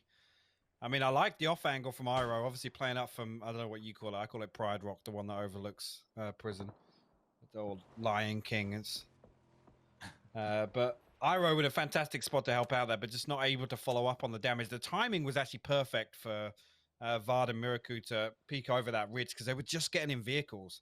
I think one member of Tornado Energy spots it and they immediately hop back out, but maybe the right plan was to let Iro get a bit closer and he be the one to open up on that so that Tornado Energy turn their backs, Vard and Miraku pounce. But again, TSM lose out. Actually, Rip catches she created out kind of in the middle of nowhere. Well, next to the road, but in the middle of nowhere from this high ground position. We'll make it a little bit easier for the fight that will eventually go down and unfold within Lipovka. Finally, the bombardment strikes, and that's because Jort has gone down. We always say it in PUBG, push on the knock, and that's exactly what Northern Lights are doing. They've been biding their time for so long. Beamy needs to check this area. He finally does, but unfortunately, there's too many players who've already made it up to the compound. Now the Wolves are at the door. How do you defend this? It's great keeping Northern Lights at bay, but allowing them into this position could be the downfall here. I mean, look at how spread bystanders are. With Jort down as well. 2 versus 1 on either side of these buildings. If they just commit all of their lethal utility by any stretch, you'd assume that eventually they do go down. They can commit to this building, maybe clear out Flammy first, then move on to the second one, and one by one, slowly but surely, just worm the way through this compound. Snatching out of bystanders' hands. It's how bystanders react to this one, though. I still, you know, with yellow outside, there is the option to maybe flex back in and strike, but Blades are also... They want in on this action. They realize that this placement has gone out of the hands of the Northern Lights. It's open, it's free, it's available. Let's make use of the ground. It's a good survivability spot. They don't really have to do any work. Lipson and Rip, actually, having a bit of a cheeky peek. Maybe they're just hearing to see what goes down and get further up in the field, but there's no reason to really get involved just yet. No, somebody's going to have to pull off some magic for Flammy to make it out of this prior building. They do get all 4 back on their feet. The rest did come through on Jort, but you can see on the X-ray the issue that Flammy has. There's 4 Northern Lights players in the ground floor of his building, and I mean, rightfully so. Blaze shouldn't mess with this at the end of the day. As long as these 2 teams share this top side, then nobody's going to be pressuring them on the north. So, good from them, Fuzz. Oh, nice little taps there from Fuzz. We'll get example down. I like that. What would have been nice, just for that 1 tap possibility. Wait for a second. No, they found it. No, the connection don't come through. But what would have been nice is if the sniper rifles could have actually been in the level 3 building, in the 3 stack, to try and then look into the buildings and help them out. But Jort's actually find an opener. That's the go sign. Second one comes through. That's going to be a flashbang down. That's a really nice angle. If he looks down upon this first one, second one, where's the third? It's outside. They're dropping like flies, and just like that, the bystanders do not stand by idly, and they demolish the Northern Lights. The next fight, Pock, is on their doorstep, though. They have to be reactive towards this one because they've lost 1 player. Yeah, Blaze have done fantastically to move at this exact time here. Seeing the kill feed, the fight kicks off. They come up and pressure. They have 2 knocks already now. And Lipsin going to get a flash inside the top floor. 2 knocks on the ground floor. They're going to get confirmed out immediately. But they're on the hunt now. They want to clean up the rest of the bystanders. Will they survive through this one? No. Sees the head peek. Sees him come round the corner. And dead to rights. And just as fast as we see 1 team drop from the Northern Lights, the second one follows through. The third-party capitalization is real. and I'm a big fan. And you know what? Another challenger approaches. Everyone wants in on this compound, and it just shows the pure amount of strength being on top of the hill, having the level 3 building, having the vantage point, the lines of sight that's provided by that. More importantly, the amount of potential gear that's in there across all of those bodies now that are going to be committed to it. I mean, you've got 8 dead bodies, 8 body boxes, Car 98, scopes, attachments, underbarrel, front barrel, everything, utility, even helmets and vests if you need to trade them out. So I understand the need to try and grab this one. Liquid, another team that needs to grab every opportunity by the horns. FaZe Clan's directly in front of them. This is 2 potential points. We know what FaZe Clan can do, especially in the hands of Uber and Fuzzface. We've already taken down one player on the side of Tornado Energy. Draws them up to Shift W's position. Fuzzface falling, though, that will become much more harder. And Uber, I think if Etiquette don't get him, maybe Liquid just oversteps the boundaries and snatches it. I can see Mexi is already just looking and lurking. Chomping at the bit to get involved here. But ETG could be the next point of contact. Code Marco goes down. Big Fragger falls. And unfortunately, everything is actually falling for the side of ETG. They're getting collateral from several different angles. I don't think they anticipated this. No, they haven't. Raise Your Edge, again, playing off the fight breaking out and the shots going towards FaZe. And actually, wow, a doozy. There's some rapid fire Mini 14 shots. Monkey will fall, but the res comes through. And the circle shifting north allows Na'Vi to regroup, but it does leave a compound open. Whether or not Liquid have scouted that, I can see they've hopped into their vehicles to move, but the fight's still raging on here at the high ground compound. And Brexco has actually managed to make it up underside of the ridge. Now, Liquid wrapping the west side makes me think they didn't see Na'Vi regroup, and they're sending it towards Mansion now.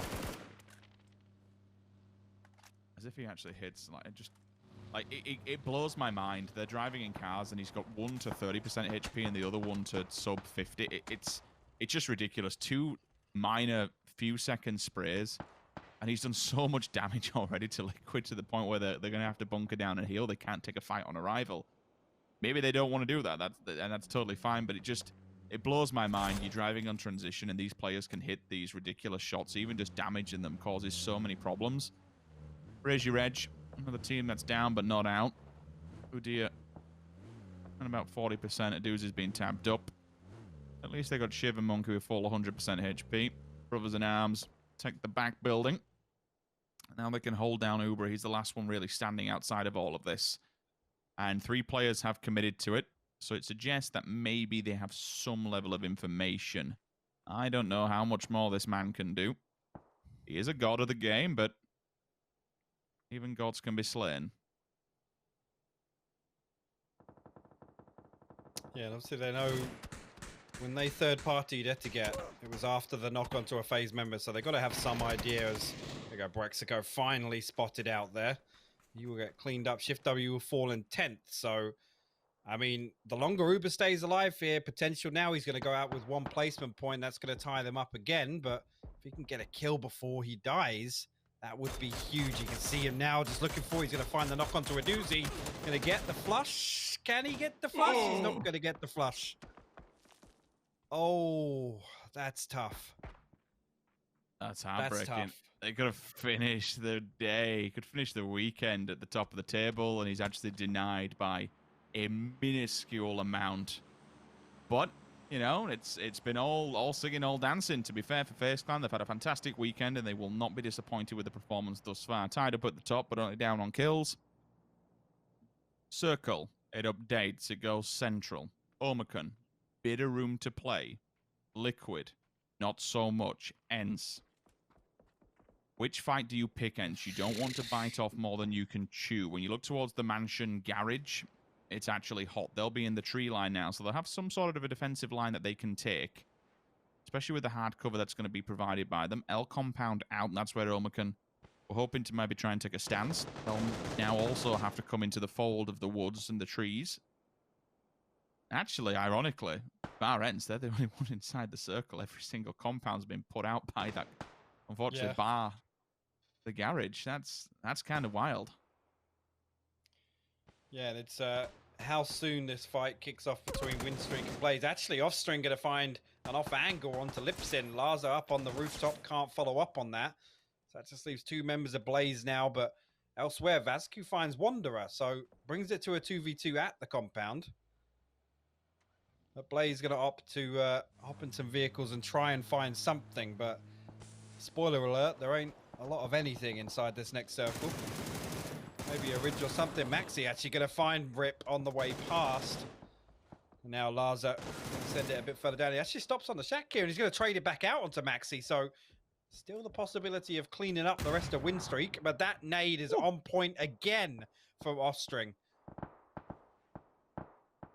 Timed it perfectly. Pulled the pin, landed at his doorstep, and away we go. Another team leaves us. 19 players alive. The woods. Slow play begins. You can see the smoke's going down. It's like the fog descending on the potential final battle that may unfold between 3 teams. ENCE, Liquid, Na'Vi. Na'Vi have the backup plan where they have a very minuscule amount of safety. That's provided by the garage and the back walls. Even a tiny bit of one of the buildings that'll still be sneaking in of the mansion.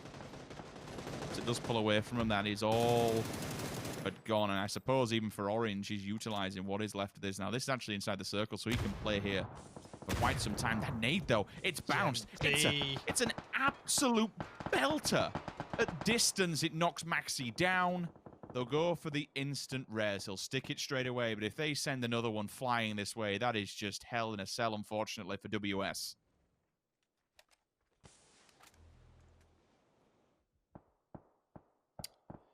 Now, that circle,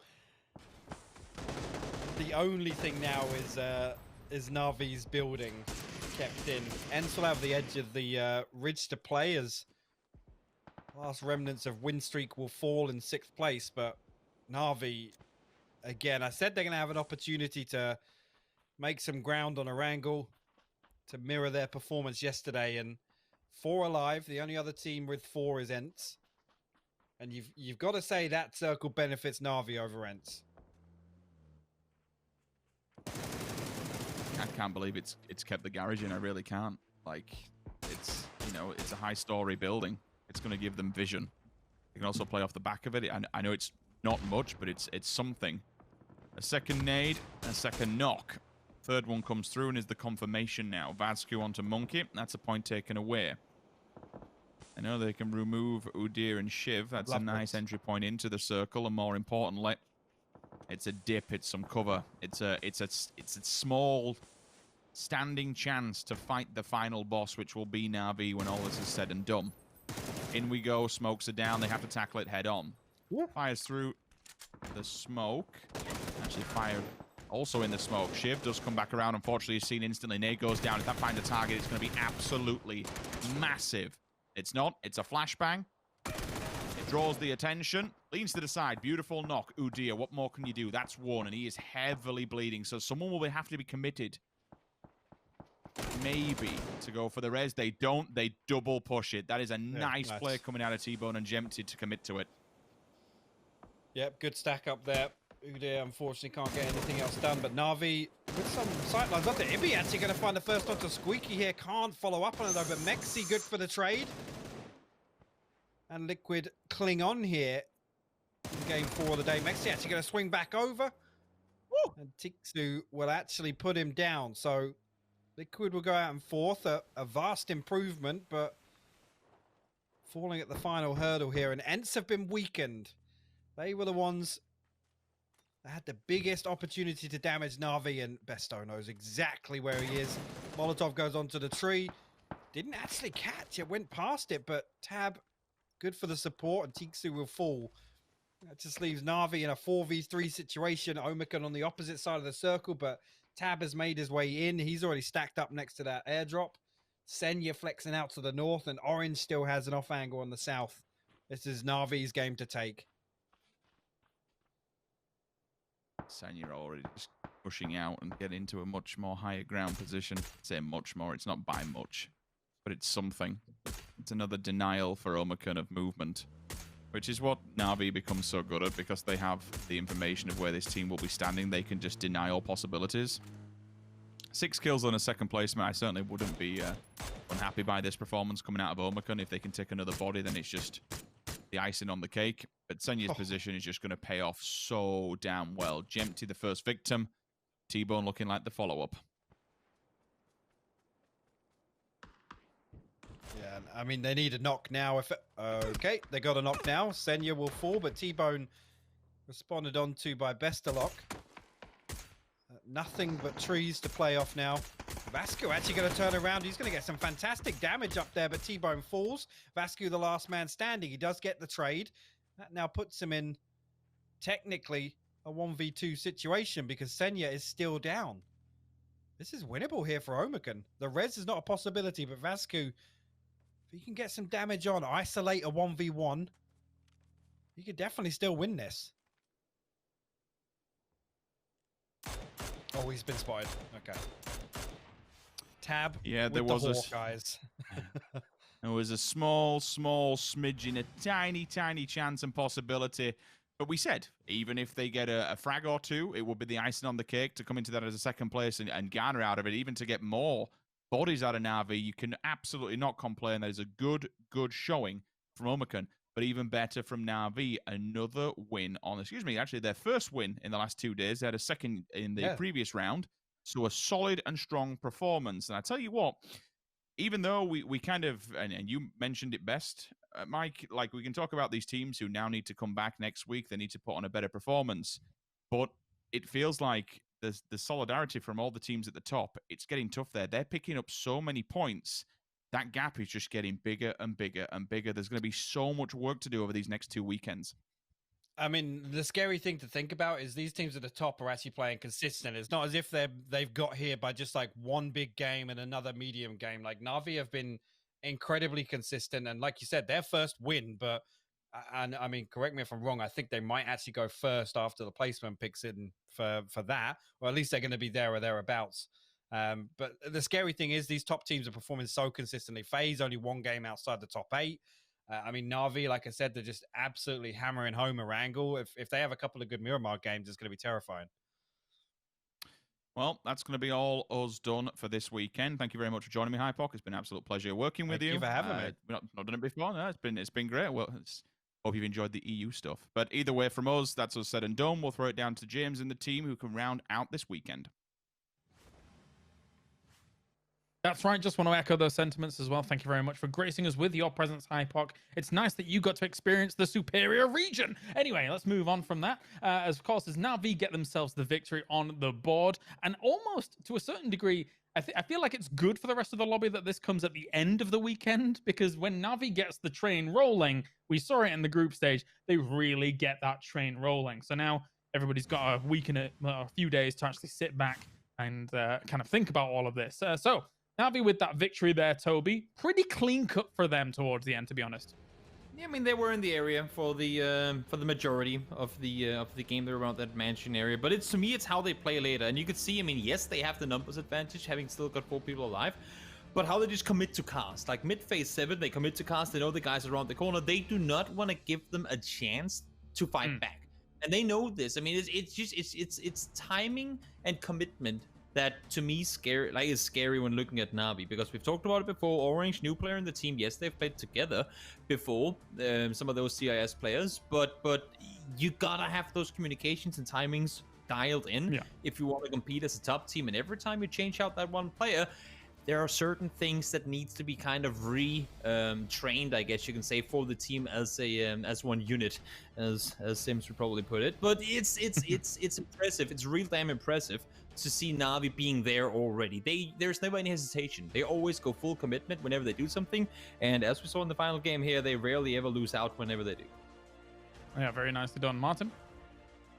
Yeah, overall today and this game in general has been an interesting one. I feel like especially these areas here when we see the circles pop and how the teams are kind of moving in with an Eastern circle, we have to take so many things into consideration, right? There's first of all, there's where did the teams drop out and where's kind of the pressure, and can we try to get into a great spot?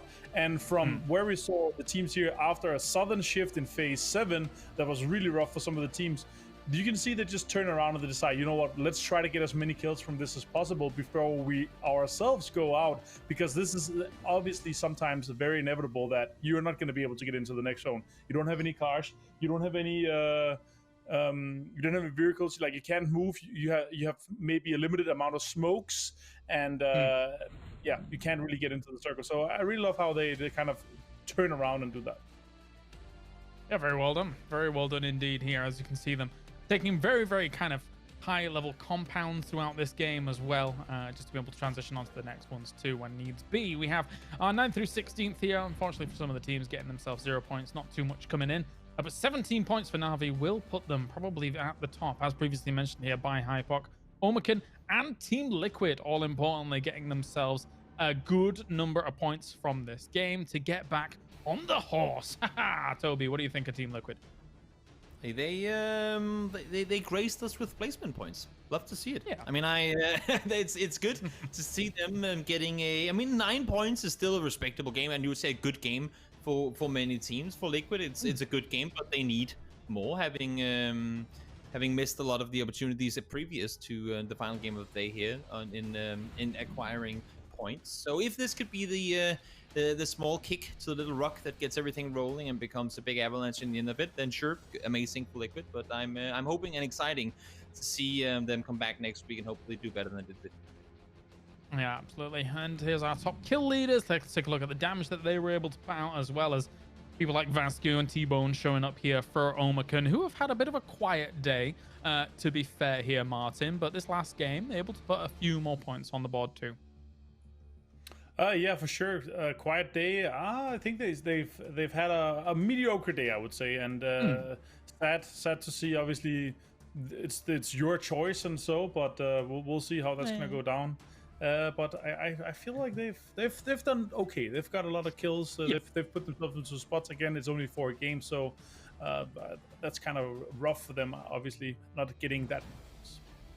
All right, let's round things out with an interview then with one of our top teams so far here throughout the past 2 days. It is, of course, Fuzzface, with the fantastic haircut, I might add, as well. Damn, looking good. How are you doing, Fuzz? How's today been? I'm good, thank you. Today was a little bit rough for us, but it is how it is. Fair. Across the 2 days, though, as a whole, you guys have started out pretty damn fiery compared to, say, previous tournaments where you've kind of ramped things up a little bit with the current roster as a whole. Has anything kind of changed coming into PCS2? Obviously, you topped group stages, so how have things been for PCS2 as a whole? I think it's been a little bit more cohesive within the team. Today we failed at that. I think we did a lot of things just individually wrong and didn't fully commit to things as a team. So I think that's what really was the problem today and what we've done different in the past. Okay, Martin? I actually want to ask what your kind of point of view from, PCS1 coming into PCS2, how many changes and like how do you feel like where the meta's kind of going? Do you see any just your point of view on that actually? Well, I do. I really think that the barrel is too strong. It makes pushing things like seem stupid when you really don't have a choice.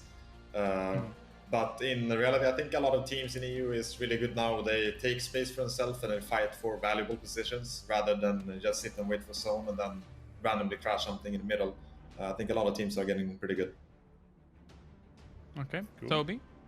I gotta ask you first. Now you guys had a really good performance in the group stage, coming off in first place in that. And you also came off to a really good start here in the first day of the grand finals. I was wondering, is group stage to you, because we've talked to other teams and other players, and they say the group stage can be chaotic because you're shifting in between teams and there's random teams. Do you find, to some extent, even though it sounds weird, the group stage to be more difficult than the finals? Like, do you feel more calm when playing in the finals and you know it's the same 16 all the way through? I honestly don't really feel a difference. I don't really think about it at all. Like, almost every single game where we do bad, it's because we do bad. It's not really depending on other teams. It's almost always our own fault. And I think it really doesn't matter too much for us what other teams, because we play a specific game style, and it's not to run and take a 1v1s versus every single team. So it doesn't really matter like the skill level of the players. It's more about like how we do as a team. All right. Well, thank you very much for joining us, Fuzz. Is there any kind of final shout-outs that you want to give before we let you go? No, just thanks for the fans who are loyal and appreciate that always. Means a lot for us. All right. Thank you very much, Fuzz, and good luck next weekend, I guess. Jeez, it's a long way away. Thank you. You guys too. Yes. Have a good one. Bye, buddy. That was Fuzz. Damn, I didn't think there was any way Fuzz could be more handsome than his previous iteration. Then he kind of just like takes it to another level, Martin. How does he do that? That's amazing. It's obviously the haircut. You have to take that, and it looks like he lost weight. Like he was already skinny, but it looks like he lost weight, and he looks even better. No, I gotta say the last shout out there. It feels like there was a second part to that. Thank you to all the loyal fans, and I was hoping that he would go through with the second part, but let's just leave it on that. And I think it's a great interview. Always great to talk with Fuzz.